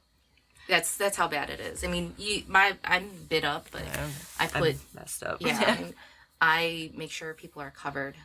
I won't do no-gi with my legs exposed or anything like that. That's what's tricky with like jiu-jitsu, especially in gi. You can't really see like the ringworm stuff. Like if it's happening on the arms, you can't see. And if you see something on the hands, by that point it's probably Too late. Too late, and you don't really notice that right away. But it's not even just ringworm. It's just for the safety of yourself and for the other people that if you have a small little cut, like you have to be taped up. People don't realize it, and a lot of guys, they don't look at it, and that's, I think, where the difference is. When you have a lot of women in your gym, you kind of get that like nice cleaner aspect. vibe. Yeah. Our striking students, which are like, I don't think we really have. We had a couple girls, but one of them moved away and the other one left for personal reasons. But yeah, the striking guys are the ones that leave the blood on the mat, and they don't clean it up either. There's the wipes sitting on the bench, and they harp on them every day. Like, you know, if you bleed, clean it up, and striking will end, jiu-jitsu will start, and people will be like, "Hey, there's blood over here." Yeah. It's like, you guys, it's not that hard. Come over here. It takes 10 seconds. You know you're bleeding. Like, don't act like you don't. Yes, I've actually stopped people from rolling with me because I'll just notice, like if they're wearing a white gi, I'll just start noticing blood coming out, and I'm looking at my hand. I'm like, am I bleeding? Is he bleeding? And then I realize neither of us from our hands. So then I'm like, it's coming from your leg. What else is this? And he's like, oh yeah, I got a cut. And I was like, no, okay, no, go take that. I felt like the bomb. I felt like I was like, no, clean that up, put that away. We're just gonna do no gi. Please tell me you have like shorts or something underneath those gi pants. And we'll just roll like that because you can't do that, especially in a white gi. Like that's hard to take off. Like come on. It's funny when makeup. I hate that. yeah, God. Patty's got stories about that. But it's funny when you notice someone's bleeding, and all of a sudden you're like, wait, someone's bleeding, and you both go like this, and then you look at your feet, and you're trying to figure out which one of you it is, or was it from a previous roll? Yeah. Yes. Wait, girls don't wear makeup when Yes, you guys they roll, do. do you? Yes, Is they do. that what I was just Yes, going to they ask do. that? That's got to be Terrible. dirty because Patty, especially Patty's got. This is why I compete in black Yeah. gis. Screw those people. No, I like white gis because I just you can really tell on there, especially they got concealer on. I've had it. But depending on how thick, and you can see it on the black gi too. Well, Yeah. How yeah, thick the makeup is. but like at least my gi didn't get ruined like Patty's competition gi. Yeah, I want to my- hear the story. Oh, this sounds yeah, good. this was always That a would lot have of- made me so mad. Yeah. This girl, one of them had caked on foundation and competed. Horribly. Yeah, it was just terrible. And I had mascara all over my gi, my white comp gi, and I just don't understand it. And I compete masters. We're old. That means we're old. We don't need to impress anybody. So I don't understand why girls have to wear makeup. And it's a big Or big train. thing. If you Yeah. come from work, I understand like a little bit of residual. yeah, you try Stuff out the a little whites. bit. You Most try- people try to get it yeah. off, but right. stuff still happens, There's- and that's fine. But going to a competition where you know Yeah, You're all you're doing that day competing. is competing. Yeah. What? Why do you have to wear makeup? I don't yeah. need to look good for this. She, yeah, she looked great in the pictures. Yeah. Meanwhile, your keys but all she like- lost. I was like, what if she doesn't make the podium? You got all dialed up for nothing. Yeah, I know. I mean, she was hoping that Giselle would get a picture of her, but no, she lost too. But I hate it. There's no point.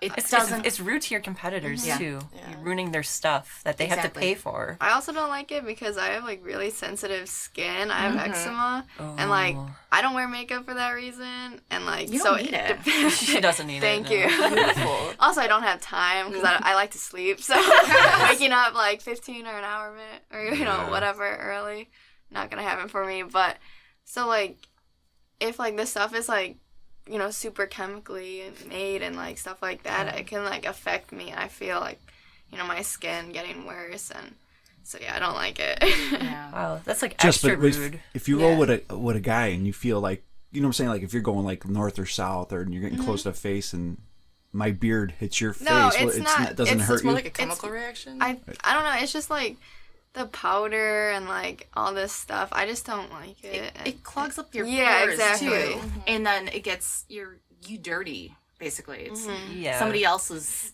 sweat and makeup getting onto your face, and it's Yeah. just disgusting. Now, when you've seen these girls wear makeup and stuff, they look like clowns after like their roll, or The what? mascara all just smeared across your Yeah, face. the mascara is like coming down, and you'll see a few people who actually have like little tears Aw. of mascara come down, and I'm like, Why seriously. do you go through all that effort? and Especially then- when you're masters. Exactly. We're old. Even adult. Even adult. I'm just There's no trying point. to. I'm more worried about getting my hair to stay together Exactly. Yeah. and not falling out during the match. The hair's enough to worry The about. hair's Oh, enough. yeah, it's like- If I could braid, I would braid my own hair. I'm a do big it braider. I really make sure my hair is secure because I have such Yes. long hair and it's really thick. I can't do a bun. I question those competitors, those girls who could just do a little ponytail or do a bun and they're like, I'm fine. I don't can't. have a My lot of hair hair. falls down.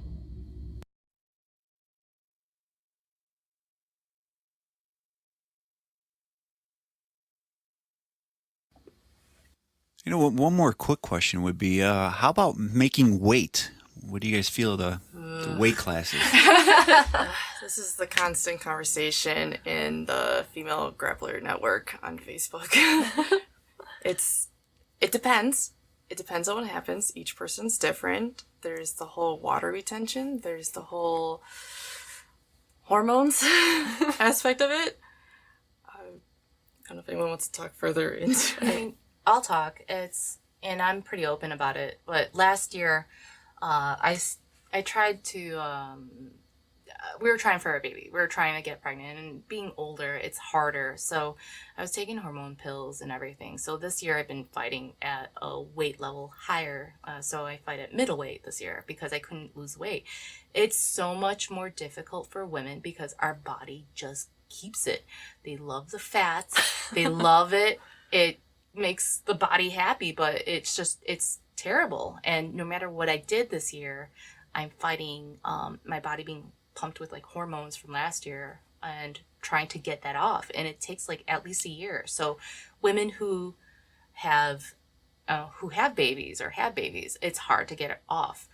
The one person that I think is amazing is Brianne Coral, because she had a baby, Bronson, and she lost it, but she had to work her ass off for it.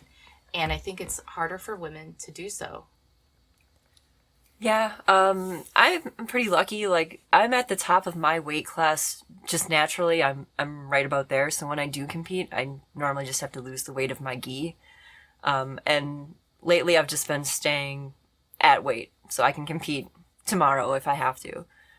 It's easy to maintain. Just I stop eating crap on the weekends, and recently I've discovered that I'm a little bit wheat sensitive, so I'm eating less carbs. So Nice. yeah, like mainly because I have stomach issues, not for health reasons, but yeah. But it's keeping me at weight now, so that's nice. But yeah, I have had times where tournaments just fell at the wrong time of the month, and all of a sudden I gained 5 pounds overnight, and I'm going, what happened? I didn't do anything wrong.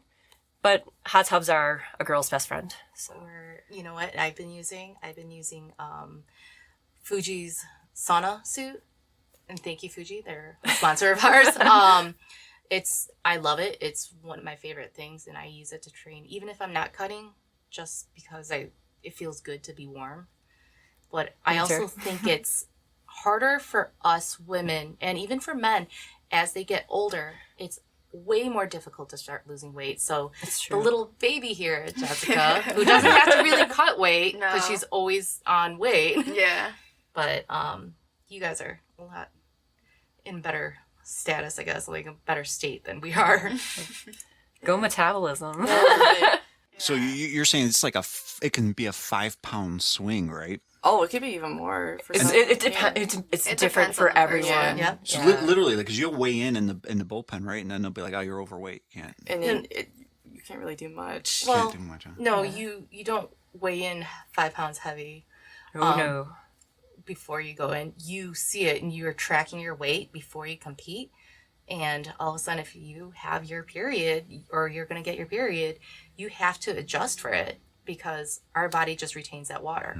And we have to work extra harder to get that off. They should do like a little We a should couple get. pounds allowance. We They should. No, For women. because you know what? you almost No. have to be like professional about it. Like if you know it's gonna be your tournament's gonna be around the time you're gonna get it, you have to almost train twice as hard just to get that extra water weight off, depending on. Or you can take a diuretic.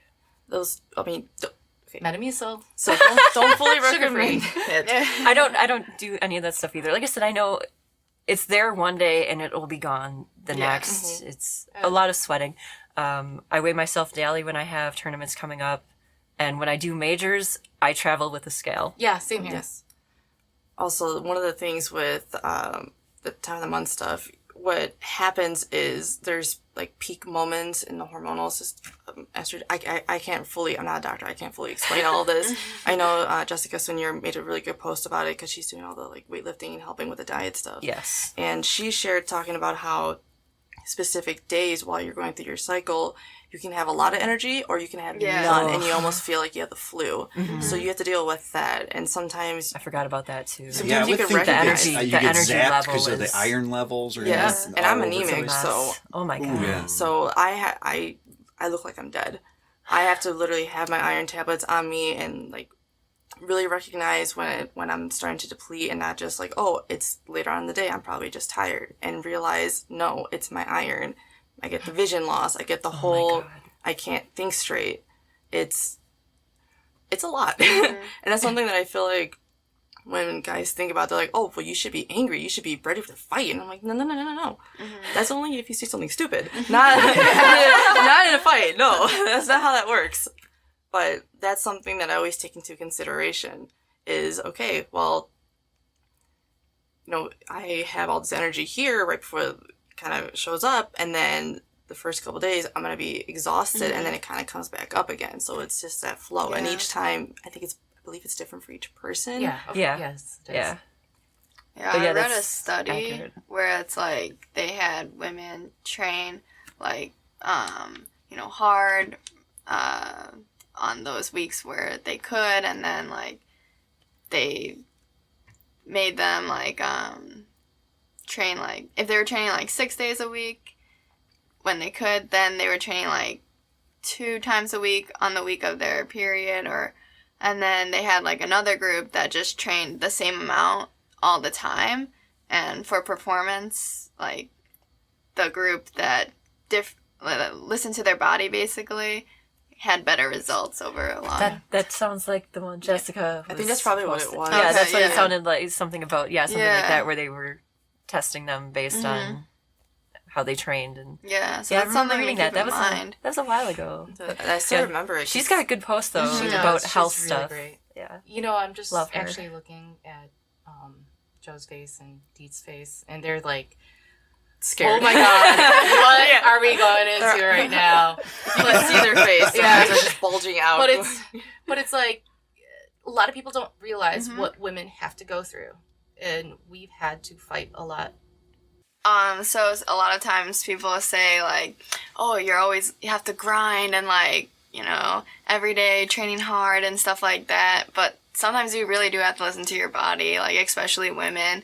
And sometimes if you don't feel well, like you just have to rest, and then the next day you'll probably be fine, Do you actually take days off? Yeah, me, yeah. What? Like scheduled days off, or like you don't feel it day off? Sometimes if I don't feel good, then I'll just drill or, something like Yeah. that. Oh or, man. I think because we were talking Still about that slacker. too. If I don't feel like training, I don't train, and then I feel guilty about it Yeah, later. or like on Friday I didn't train, and I didn't feel good. Like I was tired and had a long week, and so I just took the day off. And on Saturday I felt great, and I was training. So Yeah. Well, do people question you about it too? Like, where No. were you? No. No.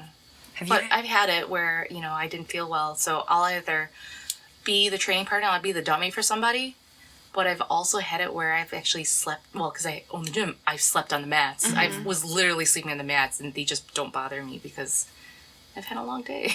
They know. Yeah. You're students. Yeah.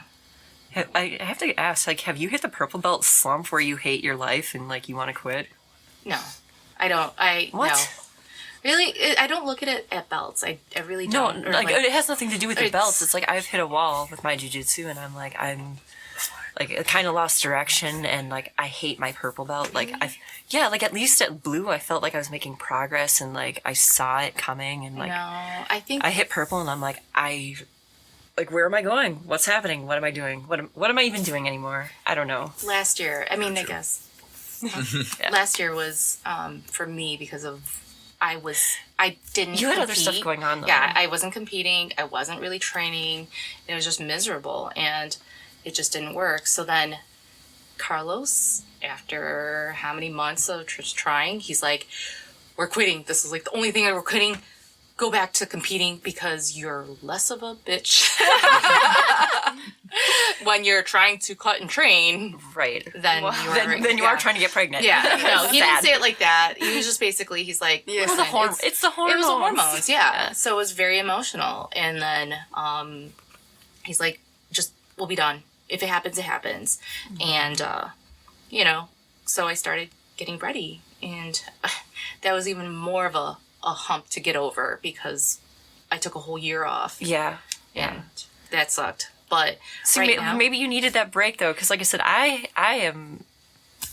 I'm so over this. Like all I'm doing is training, and I competed a lot last year. yeah. So I went from Masters Worlds in 2016 to the Europeans to the Pan Ams to the Chicago Open, and then Masters Worlds again. And I didn't feel like I was making any progress. Like I just keep doing the same stuff, and the same stuff keeps happening, and like I'm just I don't know what I was doing anymore. Like I'm so lost. I think you'll find it. It's hard. It's very difficult to like figure it out, but you'll find it. I mean, you didn't do this for this long to just be like, I'm done. yeah. No. I'm not saying that you're quitting or anything like that, but I get where you're coming from. Yeah. Get another fur baby. You know what? My life has changed so much since I got my fur baby. Well, see, that's the thing. Then I come down here now. Now I'm sad because he's home alone, and Can't you bring him with and introduce? He doesn't travel well. Benadryl. It's stressful. No, seriously, Benadryl. Yeah, I drug him. That's what I did with my son. Night juice. No, literally, like we actually had to fly, and I was told Benadryl's really good. Benadryl, best way to fly. With kids, yeah. Oh. You take it, and then they just scream, and everybody else hates you, but you're asleep, you know? Give it 10 minutes to kick in, everyone. Yeah, for sure. Here, you want some? Yeah, take some. Here's one for everyone. Yeah. No, but this guy right here is at least giving me pretty some awesome. direction, so I gotta I ask. feel a little bit better. How did you guys meet? Because I would love to hear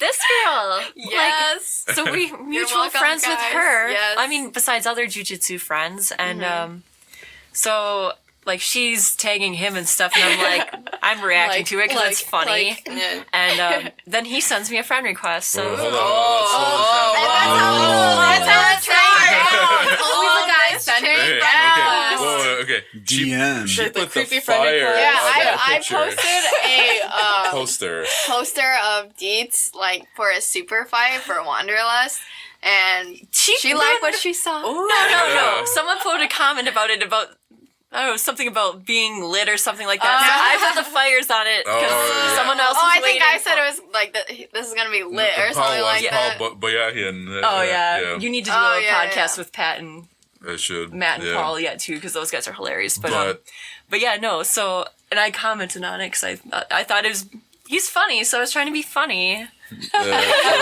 she's trying to be Oh, funny. come on. That's what you guys all say. I mean, like, ask Carlos. He sent me the friend request first. I mean, But he credits me with putting in the effort to make it happen because he's like, well, she lives in Wisconsin, and I didn't think it would actually work out and like actually be a thing, but. Yeah, I How was. it is. jiu-jitsu couples, you should do a podcast of jiu-jitsu couples. Yeah. Maybe. I mean, Giselle's like, no, no, no, we're Carlos not doing that. Carlos was actually my ref. I know. I remember pictures, your so cute. stalk-iversary. See, he didn't stalk me. We're just he probably Facebook. You stalked him, but But yeah, because of her. Yeah. You're If I welcome, wasn't friends with guys. her, we wouldn't have met. I just trusted her judge of character. Thank you. You know, she wouldn't be friends with someone. No. I like Jess a lot, and she wouldn't be friends with Thank you. someone shady. So, Yeah, well, Dietz is the exception. geez, thanks. So Jess, you should come out with like a dating app. I a know, BJJ that's what I'm dating saying. app. I need to be like a... You know everyone. Don't be that criminal, though. No. Jess will be taking applications and scanning. Like, She'll start the vetting who process was for it? everybody. Yes. Matchmaker. She's like, give me your resume. How many matches have you won? And Do what's you your... compete seriously? Like, what's your level of jujitsu? Yeah. Hobbyist? Yeah. How many years have you been training? Exactly. Who do you train under? You guys they are both legit? purple Are they belts. legit? Yeah. What's their lineage? Speaking of the friend request, though, like, tell us about like all the random creeps that have probably friend requested or messaged you on social media, because we didn't cover that bit. It's any dude, basically. You get some legit jujitsu guys from the community. Right. Like I know people from like I think Patty's school have sent me friends requests and stuff like that, and that's fine because we have a lot of mutual friends. Yep. So I know about who they are. Then you get the random dudes that aren't really associated with jujitsu even, Yeah. but they have a bunch of jujitsu girls as friends. Yeah. Yeah, Yeah, you you don't just add don't. them. No. You don't add them. I think like what I go through, and I know I'm married and everything. It shows that I'm married. I don't get as many people. I find it also relates to whatever picture you have. Yes, it does. If you have a jujitsu picture, people leave you alone. If you have a cute picture of you in like a tank top or a swimsuit, you're gonna get random friend course, requests. but, And yeah. it's gross and creepy. But I do go through the list. I'll see how many men The are ratio. they're friends with, and then how many women they're friends with. And so if it's a good female friend that I'm friends with too, I'll just ask them like, hey, is this person legit? Or they'll go back and like, I don't know who this person is. And I'll be like, I'll leave them as my friend request so that they can't keep asking for it. Or I'll block them. Oh. Yeah. Yeah. You block. Okay. Yeah. Oh yeah, I block people for Yes. sure. I've done the whole.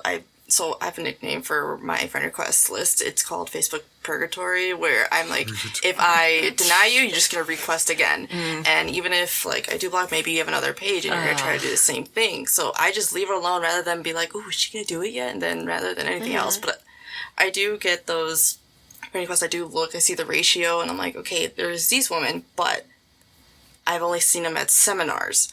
Not so much like I've actually meet with them on a daily basis. And usually my personal rule, especially with guys, is like I have to have met them in person, Yes. talk to It's them, a good rule. maybe roll with them, those aspects. Otherwise, I'm leaving you alone because I just can't. And I get more messages through my Instagram than I do through my Facebook. That's where People don't message me on Instagram. Thank you for that. it's because I think before they didn't have the whole request The option. request on Facebook now, yeah. And yeah, they kind of like they try to filter it out because I guess They have it on Instagram too. Well, before I guess I don't know when that actually happened because before I would just get like a random little like thing, and I'm looking, I'm like, oh, and I'm like, oh, ew, ew, ew. Did you get a random dick pic or something? You're like, oh God, that has not happened to me. No. Thank Do you. not send. Do not send. Okay, Yeah. yes, but no, it's a weird thing. So like, if I just had posted a like- picture of me sorry. doing like a technique because I'm like, oh, I'm proud of myself. Look at me doing this. Right away, maybe it could be an hour later, however long later, I'll get the whole, ooh, how strong is your triangle? I want to be caught in it. I'm like, ew, Oh. gross, no. Okay, like besides messaging people, like don't message girls and ask if they can kick your ass. They can. Yeah. But also that irritates me too on jujitsu memes or pictures of like Mackenzie Dern rolling.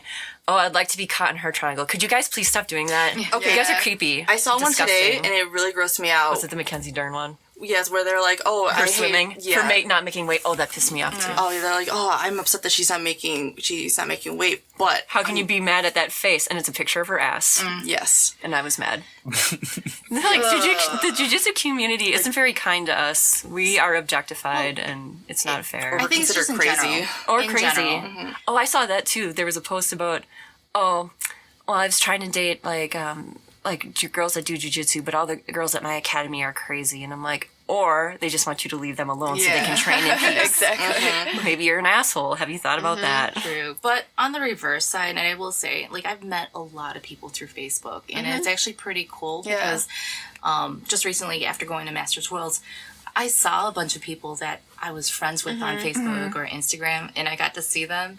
And then it's just, like, really awesome to meet them face-to-face because they're pretty awesome people. Definitely. If they're legitimately part of the community and stuff, for sure. I like that too. Yeah. Meeting people is great. But even then, because I've gone to different camps, like in different states, and you're talking about like the whole talking, doing technique. Sometimes I'm the odd person out. Everyone knows each other, and I'm just kind of like, oh, hi, okay, this technique, okay, whatever, little bit chit chat. I'm not going crazy, but well, you kind of got to introduce yourself first. Yeah. And then I'll get like a message later. I'm like, okay, yeah, this was my partner throughout that day, and then I just get the whole message of, oh, hey, we were talking, and I want to push this a little bit further. I know you're in a different state, and I was like, no, please don't confuse me doing a little like awkward chit chat with. I'm making small talk. Yeah, it's different. And that does happen quite a bit, especially photography wise. I open that up. has not happened to me. Thank God. Like when I'm doing the pictures, even if it's at like Fight to Win, for example, like I'm just doing pictures because first of all, practice. Second of all, like, hey, if something you're interested in. Yeah, too, I'm interested. If it looks good, I'll post it. I'll try to find you, and I'll just get the messages of, oh, hey, like you took a picture of me, ooh, like, and I'm like, no, that's my job. Thanks for noticing. I'm like, it's called photography page. Don't forget to buy the pictures. Oh yeah, if you really like me and you want to see, just go buy a picture, and I'll be all right. Yeah, maybe no. And then I'll have your address too. So yeah. No, but it's just I'll get messages like that, and it's actually quite often. No one really says it to my face, which okay, shame on you guys, but it's always through something like that where they feel like they're safe, and it's really gross. It is gross. It's like a nice opening. Like, I know you. But then you should talk to her in person. Yeah. Don't just message her later behind a computer screen. How did you guys meet again? Okay. I was kidding. It's just... They had a mutual friend. That's different. Trusting. And we were stalking each other's posts first. Hold on. She was stalking my post. Let's get that right. I was not stalking your posts. They were showing up in my newsfeed because Jessica's awesome. Thank you. And then she just kept pressing like and heart. And that's right. He's funny. I can't help it. And his voice. Professional voiceover. Very professional. Little Barry White there. Yeah. No, I'm glad I don't have to... I have gone to a lot of seminars at other schools and open mats, and I'm really glad... that has not happened to me. Mm-hmm. It's actually disgusting how quite often like it'll be kind of like the same kind of person, and I'm like, okay, I've seen you, like you've been. I'm not gonna call it names or anything, but just a matter of like I know I've spoken to you at tournaments. I'm very cordial. Like, hello, you're gonna be standing in front of me for the next like 8 hours. Of course, yeah. Again, cordial chit chatting, small talk, and then it becomes like, oh, she likes me, and it's like no. And I'm just gonna say this. I understand that jiu-jitsu guys, for the most part, I don't want to say they're awkward, but like socially awkward. Everyone. I can say for myself, yes, I am awkward, and everyone in the sport, I think that's what really draws everyone to it. Like, we all have like the same type of humor. It's a room full of socially awkward people. Yes, we're all who accept each other. Yeah. Oh yeah, like we all you ever have a normal person try to join your gym? They don't make it. No, they don't stay because they're just too normal. Yeah, they're too normal. They're like, you guys are weird, and we're like, no, this is the norm. Yeah. You're trying to be above it. And you're no. Accept gonna your social abnormalities and insecurities and everything. Yeah. You're rolling around on the ground with other people. Yeah. There's no normal here. Just don't make eye contact. But yeah, no, I mean, maybe the friend requests from people that I've seen multiple times after open mats, like Matt and Paul. Yeah, eventually I got friend requests from them, but that's because I kept seeing them every month, you know? Mm-hmm. But that's different. Not some dude my age. What about Soft Guy? Oh, God. Soft Guy. What? Soft Guy? He did not message me. He sent me a friend request that is in Facebook purgatory. Oh, soft guy. Soft guy. Soft guy. If you're out there, you know who you are. I hope you're not listening to this podcast. Someone they will call out. Known as soft guy. We went to an Dubbed by open mat. him. We went to an open mat, and she beat him up, and he kept trying to add her. Oh. Yeah, well, I never responded. Like, he sent one friend request, and Oh, I'm just okay. leaving it sit there. I'm just like, I thought it was multiple. I thought you. no, that was that other dude that Oh, I don't someone even else. know. Okay. Because we have a weird combination of mutual friends. So he's mutual friends with, like, 2 Appleton cops that I'm friends with, and then, like, one of my teammates. I thought we had 4 friends. Can't remember who the 4th is, but it was just, like, a weird smattering of people, and I'm like, I don't know who you are. Like, and with these 4 people, like, even these 4 people don't know each other. So, like, All one of those things where you're like, ooh, this is tricky. I can't even do that by ratio. I don't even know can't even who do you that. are. So I'm very confused. So you don't even ask? Do you ever ask them? I keep meaning to ask Dell, but I'm like, I just, because I've already denied his once, and then he sent me another one. So now it's block time. Yeah. Because it's like too many friend requests. Like, you're denied. If you know you Yeah. sent someone a request and they denied it, just accept it and move Exactly, on with your yeah. life. Be like, they don't want to be friends. Seriously. Yeah, you tried once, that's enough. Word of advice, don't be creepers. Yeah. It's easier than you think. So the story of the soft guy. Stephanie receives this friend request and says it's from some creepy dude. I take a look at the profile, and it's this guy that I can only describe as soft, and hence the name. A guy like that could use some ranked soap. But so could you, because you're probably dirty.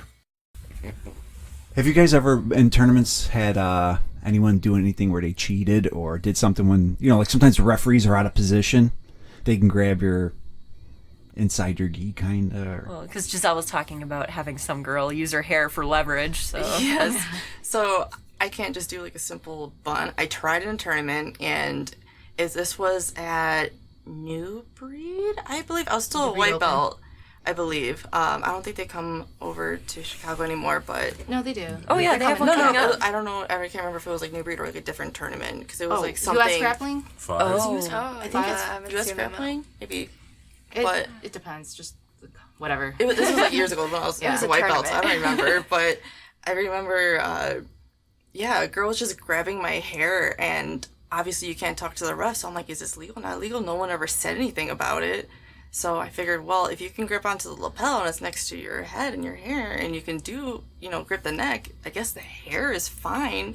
But then when I asked my coach, and he was like, no, that shouldn't have happened. You should have at least yelled at me. And I was like, well, no one says anything. How am I supposed to know? Yeah. You start messing with my hair, I'll get mad. Like, not that you're gonna mess it up, but I'm like, that's... It hurts. It does! And It does. I don't need my hair ripped out. Yeah. But Like, you know what? Unfortunately, I've had to do that. I used to stop and readjust my hand so I didn't pull her hair out, and I would almost lose a match. And I'm like, forget to it, be nice. screw it. Yeah. And I would just keep going. As long as you're not trying to like grab it. Do it I on think purpose. It's fine. Yeah. When it's Because when we understand. right when we're rolling, when it's like an open mat or just sparring, I definitely stop, Yeah. adjust the hair, lift Yeah. the person's head up, Yep. and then For sure. But in Adjust. a tournament. There was a Chicago Open. The girl had her hair in 2 braids, so one coming over each shoulder. I went to grab her lapel, and I got the braid with the lapel. And I'm like, well, you know, Well, I have the lapel, which is what I was going for. turns out it was you two. whoa. No. No. No, I was rolling a girl at Chicago, and I was trying to 2-on-1 her arm, and she kept pulling her arm out of her sleeve. Like, not completely, but like, so I had a grip on the wrist. Yeah, and so her elbow wasn't where it was supposed to be, so I'm pulling her sleeve across, but her elbow is more up where her shoulder Yeah. should be. And I'm like, and the ref never fixed it. I'm like, how? She's cheating because I can't pull her arm across because she's pulling it out of her gi. Well, I mean, like my last match, she technically wasn't cheating. She was just playing the edges very well, and she probably she should have gotten penalty points for it. But you know what? She's playing the edges, and again, you can't call it cheating. It's just you play the game. Reffing's weird. It don't hate the player, hate the game, fools. No, but I think just recalling it, that white belt match when my throat closed up because I was so nervous. The finals match, the girl, she had taken my bag and she had me belly down, and the ref thought that she was doing like a rear naked choke, something on me, but she was trying to wrist lock me. And I remember being like, no, I know that I can't do that. We can't do that. We're white belts. So I had to almost like shimmy out, and I'm like trying to talk to my coach, but I was facing away from him. And then finally the ref noticed like, oh, I brought my handouts that she has to tack it, but it's also seen. Right. So then the ref caught it, and he was like, hey, don't do that. But then she tried doing it again, so I had to do the whole little scenario of like, okay, you're not focusing on my neck anymore, you're focusing on my wrist. And I brought it out again, and the ref was like, if you do that one more time, you're gonna get DQ'd. And then that's when she finally listened. But but that was like one of the points where I was like, okay, well, this is like the first time I really realized like people are gonna try to do like illegal things and have me tap, and the ref not understanding what the tap was for. So that was fun. But I mean, it's also your coach has to see it Yeah. and get the angles right. I mean, I'm lucky that Carlos knows me so well, and he's an amazing coach. He calls it out, and you can hear him.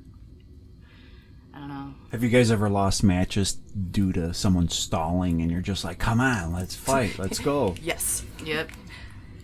Another fun fact, I tried doing Naga first and last time. Naga was also my first and last time too. I forgot which one. I think it was 2012. Ooh. And it was, the women's were downstairs. And it was by the kitchen, because I remember sleeping in the kitchen, because obviously we waited for hours. Where was this? I Someone's don't house? No, it's... was it Cicero? I forget where it was. I remember Cicero. there being a Naga where it was like by Indiana, but they called it Chicago. Yeah. But I don't remember that. But maybe it was because I was a kid, and maybe they put us in a different place than I you think guys. the kids were upstairs. Okay, then yeah. Okay, Yeah, the kids then. were upstairs, but the women's were downstairs. And So yeah. I dodged that one. Yes, you did. That was That's actually weird. the last time I competed. IBJJF was 2011, so my Naga had to be, oh god, somewhere between 2009 and then. Okay. But yeah, oh my god, so we went down the night before to like weigh in and register and stuff like that, and when I weighed in that day, they were like, you'll go at noon tomorrow. Exactly. Yeah, we all... I went at like 8 p.m. that night. Yep. That was my first tournament, so I was super nervous. So I had like the nervous tummy going on, so I had to go to the bathroom like every 5 seconds. And I never knew where my division was going, so I'm like, are we going yet? And I go to the bathroom, and I come back, and there's always lines for the bathroom, and I find someone from my division. I'm like, are we going yet? No? Okay, go to the bathroom again. Well, at least People we had were- a division, because they didn't tell me who was going to be in mine until literally right before I was going to fight. They're like, all right, there's no one your rank, because I just became blue, and I figured, well, let me do a smaller tournament before I go into IBJJF like I did as a white belt. And they said, okay, well, either you can fight against white belts that are 15 pounds lighter than you, or you can go with the one other blue belt that's here that's 100 pounds heavier than you. Oh! So I had to decide right there and then, right before I fought. And they told us we were going to fight at noon. And again, we didn't actually start fighting until like closer to 9. So you took the 100-pounder, right? Yeah, I took the 100-pounder because I'm like, it's not fair to the white belts. It's not fair to that. And you know what? I'm now a blue belt. Let me go against this blue belt. So it's basically an absolute class. It's fine. Oh, yeah, for me. But because it was me, the other blue belt, and then there was a white belt that was in the same weight class as that blue belt. So I was basically in that division. I was like 100 pounds, super heavy class. But yeah, the blue belt, I just tried to be smart about it. I'm like, okay. Don't end up underneath her. Yeah, I was like, don't pull guard. This is the one time you can't pull guard. Try to do something else. Thankfully, she pulled guard. I was like, yes, okay, finally. All right. And I was fine there. But then when I went against the white belt, she was like 6'2", 6'3". I don't know. She was tall and thick. She was a thick chick. And she just, all she had to do was literally kind of like push me and barely do like a little ankle sweep thing, and I was down, and she just sat there. She literally laid down all casual, like she was basically kind of like looking around the tournament, and I'm fighting so hard. I'm trying so hard to get out, and it was to the point where I was actually yelling at my coach. I was like, okay, she's stalling. Someone call something. I'm like, I'm ready to be like the OC and just be like, stand him up. Because it was just like that. There was no actual fighting. It was just me trying to just get out. And she just kind of sat there until time was up. So I was mad and frustrated. Yeah, but then again, it's not good. Yeah. Yeah. Because she was just sitting, like, the entire 5 minutes, she was just sitting on me. Like, not even sitting, it was just, like lazy side control. Where it was Did you win it, though, or? So I got second just because the girl sat on me. I obviously couldn't do anything else about it, but I did beat the blue belt, so I was like, all right, cool. The white belt, I was like, just nothing I could have done. Yeah. I really couldn't. I'm like, because I think she was, like, more than 100 pounds heavier than me, so it was what it was. White belt was 100 pounds heavier. I thought the blue No, belt was blue. They blue, both were? Yeah, they both were. Oh my God. I was the smallest one in that division because it was either be the largest one or the smaller one. And I'm like, well, I'll just go against that blue belt in that division. Why do that to all the white belts? Otherwise, I'm just sandbagging and being like, oh yeah, I beat all these white belts. Yeah, that's not gonna help much. Yeah, that's, oh my gosh. So first and last time with Naga, just because all of that. Yeah. I've learned my That was lesson. terrible. The lack of competitors plus sitting there all day waiting for your division to go. Yeah, that's why that's why I don't do smaller tournaments. Yeah. Just because of that. It's hard to find girls, especially Stephanie, you must know this too. Since we're taller, we're a bit heavier just out of the natural, having a proportion and be healthy about it. That's why I do IBJJF for Yeah. sure. The rank, size, everything is age. Time. It's, Yeah. they're very accurate. But yeah, no, the smaller tournaments, they kind of just lump you all together Yeah. and it's like, okay, go. And I'm like, Right. that's not fun. It's not fun. I don't want to go against Jessica. But I mean, there's some of the smaller tournaments that are doing really well and they're actually good with the times. I think because we started a lot earlier than a lot of other people, we had what we had. There was Yeah. only a few tournaments. I think when I first started, there was probably 2 or 3 tournaments throughout the whole entire year that you can actually do. Now there's a tournament every other weekend. Yeah. So I think it's come a long way. Yeah, But for sure. to be honest with you, I do only IBJJF because I know exactly what the routine's going to be like, what time I have to get there, what time I have to warm up, the bullpen, when I'm going to be up, how many people. You get to see your bracket. Yeah, it's all. I get to see the bracket, but I never look them up. I don't either. I just yeah. want to know how many matches I need to win. Yeah. That's Yes. all I need to know. I don't want to know anything about you. I don't care. yeah. Yeah. It makes me nervous. I don't want to know. Yeah. There's some coaches that tell you, yes, study their movements, look up their videos. And I'm like, no, And I'm then going to why? psych myself No. out if I do that. Like I want what? rather Like be- that's great that's their game. We're not playing their game. We're And plus, playing you're my only game. gonna know like 3 days in advance. It's Yeah. not like a super fight where you know and like you're like, okay, this person plays spider guard or something. I'll Yeah. prepare for that. But there's way too many people. Or like if you go to Worlds, Yes. you could have like 6 Yes. matches. anyone, How am I gonna? Okay, I'm going to. This person plays this guard, that guard, but this person passes with this guard. It's way too much to figure out in like 3 days. So you're just gonna stress yourself out. Just be confident in what you do and just train hard and try to have a good knowledge of everything. Or, It's just not realistic either. I mean, Exactly. even, like when you go to open mats or if you travel and do that, especially for me, because I do that, I don't have that chance to look up everyone and know their moves. No, I said, no what really one does. happened? But Yeah. you don't do that for open mats. I mean, I've never looked up anybody for that. But for tournaments and being a coach, being an owner, I think it's our job to look up opponents if we have to. I mean, I don't look it up. Carlos may right before, and then he'll coach me the way he should coach me against this person. Be honest, he did look up people, like a couple people before I had to compete at Masters. And he only had like 3 minutes to look them up. But you just kind of work it through that way. But when it comes to open mats, I rolled completely different. I'm more of a, hey, let me feel you out. And I'm not going to try to hurt you because I'm just... Try to win in Yeah. what's essentially a practice. Yeah. Right. And people, I guess, when they first roll with me, they don't realize what I'm doing, but I don't roll to submit. I roll to transition, to move around, just because it's one of those respectful things. And I've had it where some people have tried to come after me right away, and I'm like, dude, this is not, it's not like Worlds. It's not. Right. No. But yeah. I find it like women do that to you. Oh, women, I've had a couple, like, That's not weird. a lot, but I've had, especially from other places where I visited, and I was like, all right, dude, that's great. I'm not here to...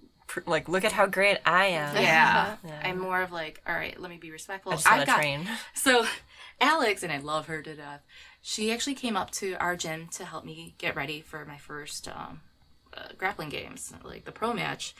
I failed miserably because I was like a deer in the headlights. But when we were rolling, she basically was trying to like tell me to go after her, and I just couldn't, because it's one of those respect things, at least for me.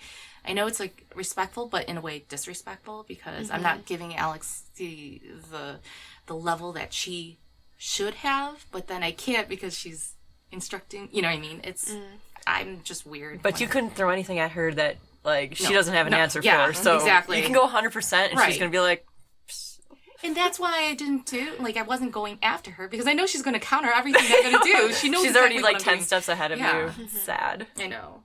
But yeah, that's different.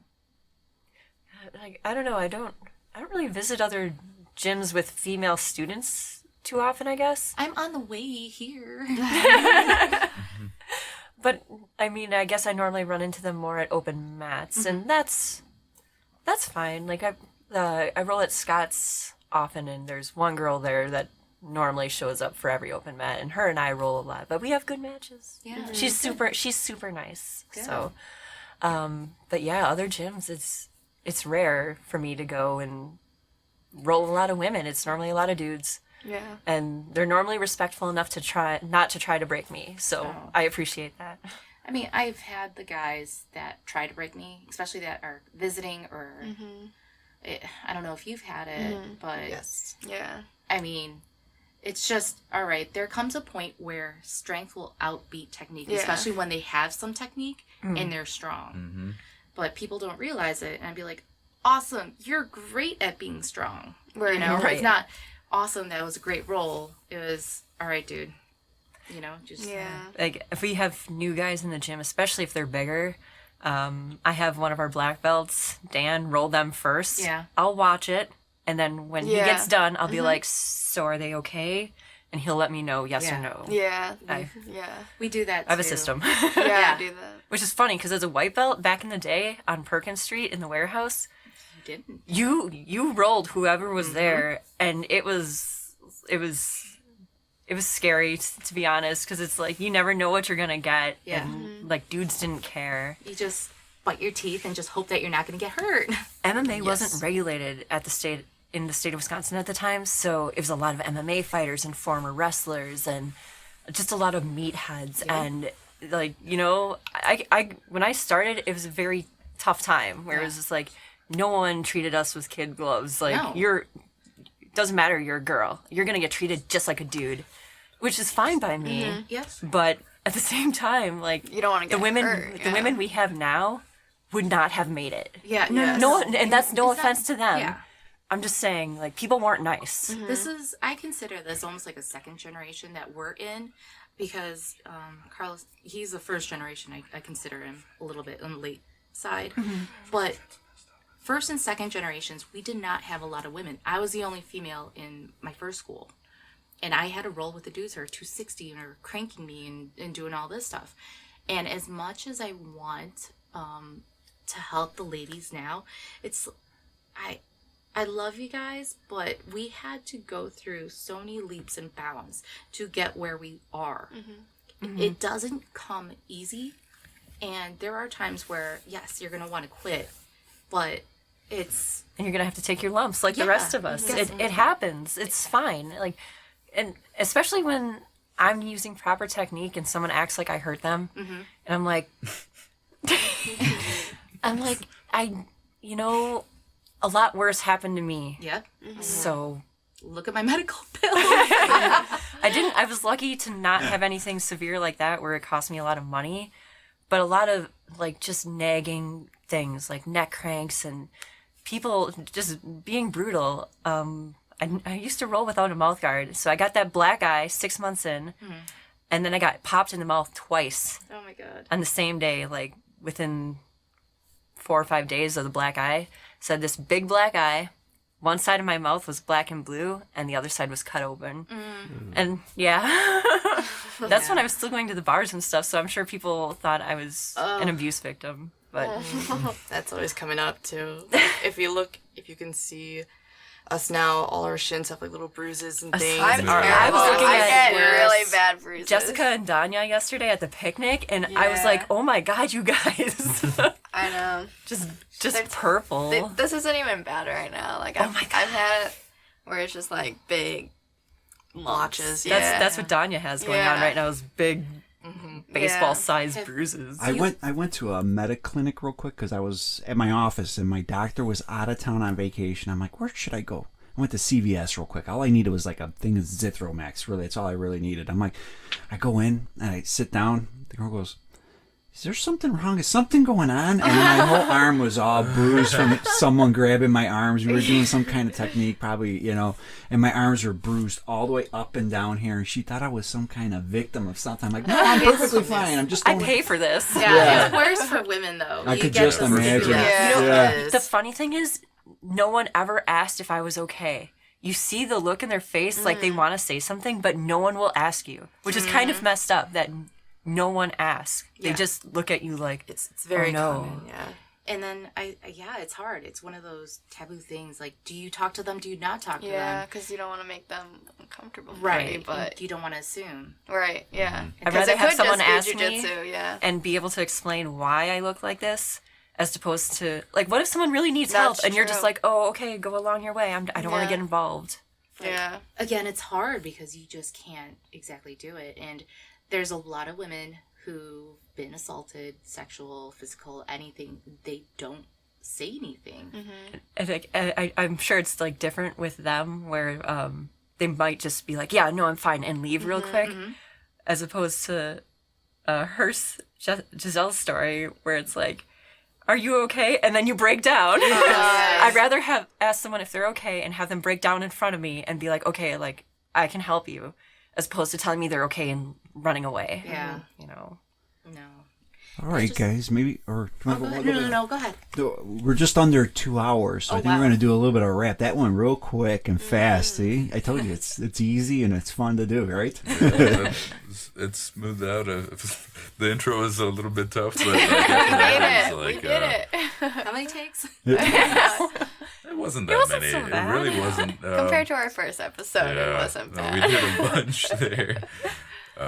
No, it was really good. So thank you all for showing up and enjoyed listening to the and showing up and talking. Yeah, Thanks for it's having awesome. us. Awesome having thank you. you. And thanks for the Sour Patch once again. Of course, Patty. always. Take some when you leave. There will definitely be more BJJ Ladies episodes because we're looking to do more of those and stuff. I know you mentioned Buchecha and Amber, so Yeah. we got to get Amber sometime. And And as soon as we get like more portable too, we may even come to your gym as Do well. it. I mean, it'd be so much more fun too, because then we can even have your husband on, and Yeah. we could do all kinds of stuff once we go You mobile. can get donuts. Give me Donuts. donuts. I'll have one of my guys get it because You have a guy. yeah, I have a What? guy. I do. It's I love this family. But I also hate him for the fact that I'm trying to lose weight, and he brings donuts for my birthday. But we share the same birthday. Love him and his family. That's how I know about Mike's donuts and chicken. Yes. Oh. Oh, we brought it to grappling games one time, and That everyone's sounds like, really "Can I good. have That it?" sounds Oh, it's the Hey, best. what do you do? Slice a donut and put a chicken inside? You could do that, but they come with like these special leaf donuts. It's almost like Hertz Donuts in Iowa. Oh, there's one in Madison too. Yeah, Yeah. donut ice cream Hertz donuts. sandwiches and Yeah, I hope Yeah, everyone donut that's ice cream listening sandwich. now Oh got my gosh. You're really hungry. This guy yeah, hates get really donuts. hungry I hate and donuts. What the heck is wrong with you, Deets? Get out. yeah, You're out. No, he's cut. You're no You're longer kicked a off your host. own podcast. You know, good thing I don't like them. More for the You're rest the of worst. us. Yeah, good thing you don't like them, Deets. we just had the Italian donuts. Oh yeah, last night. night. Yeah. Zeppelis? Would you have Zeppelis? Fire and wine, right? So- Yeah, fire and Yes. wine. Yeah. They had very nice, And they're powdered dough. sugar? Yeah. Yes, and hot chocolate, like Yeah, maple you did. syrup Oh. on top. Yeah.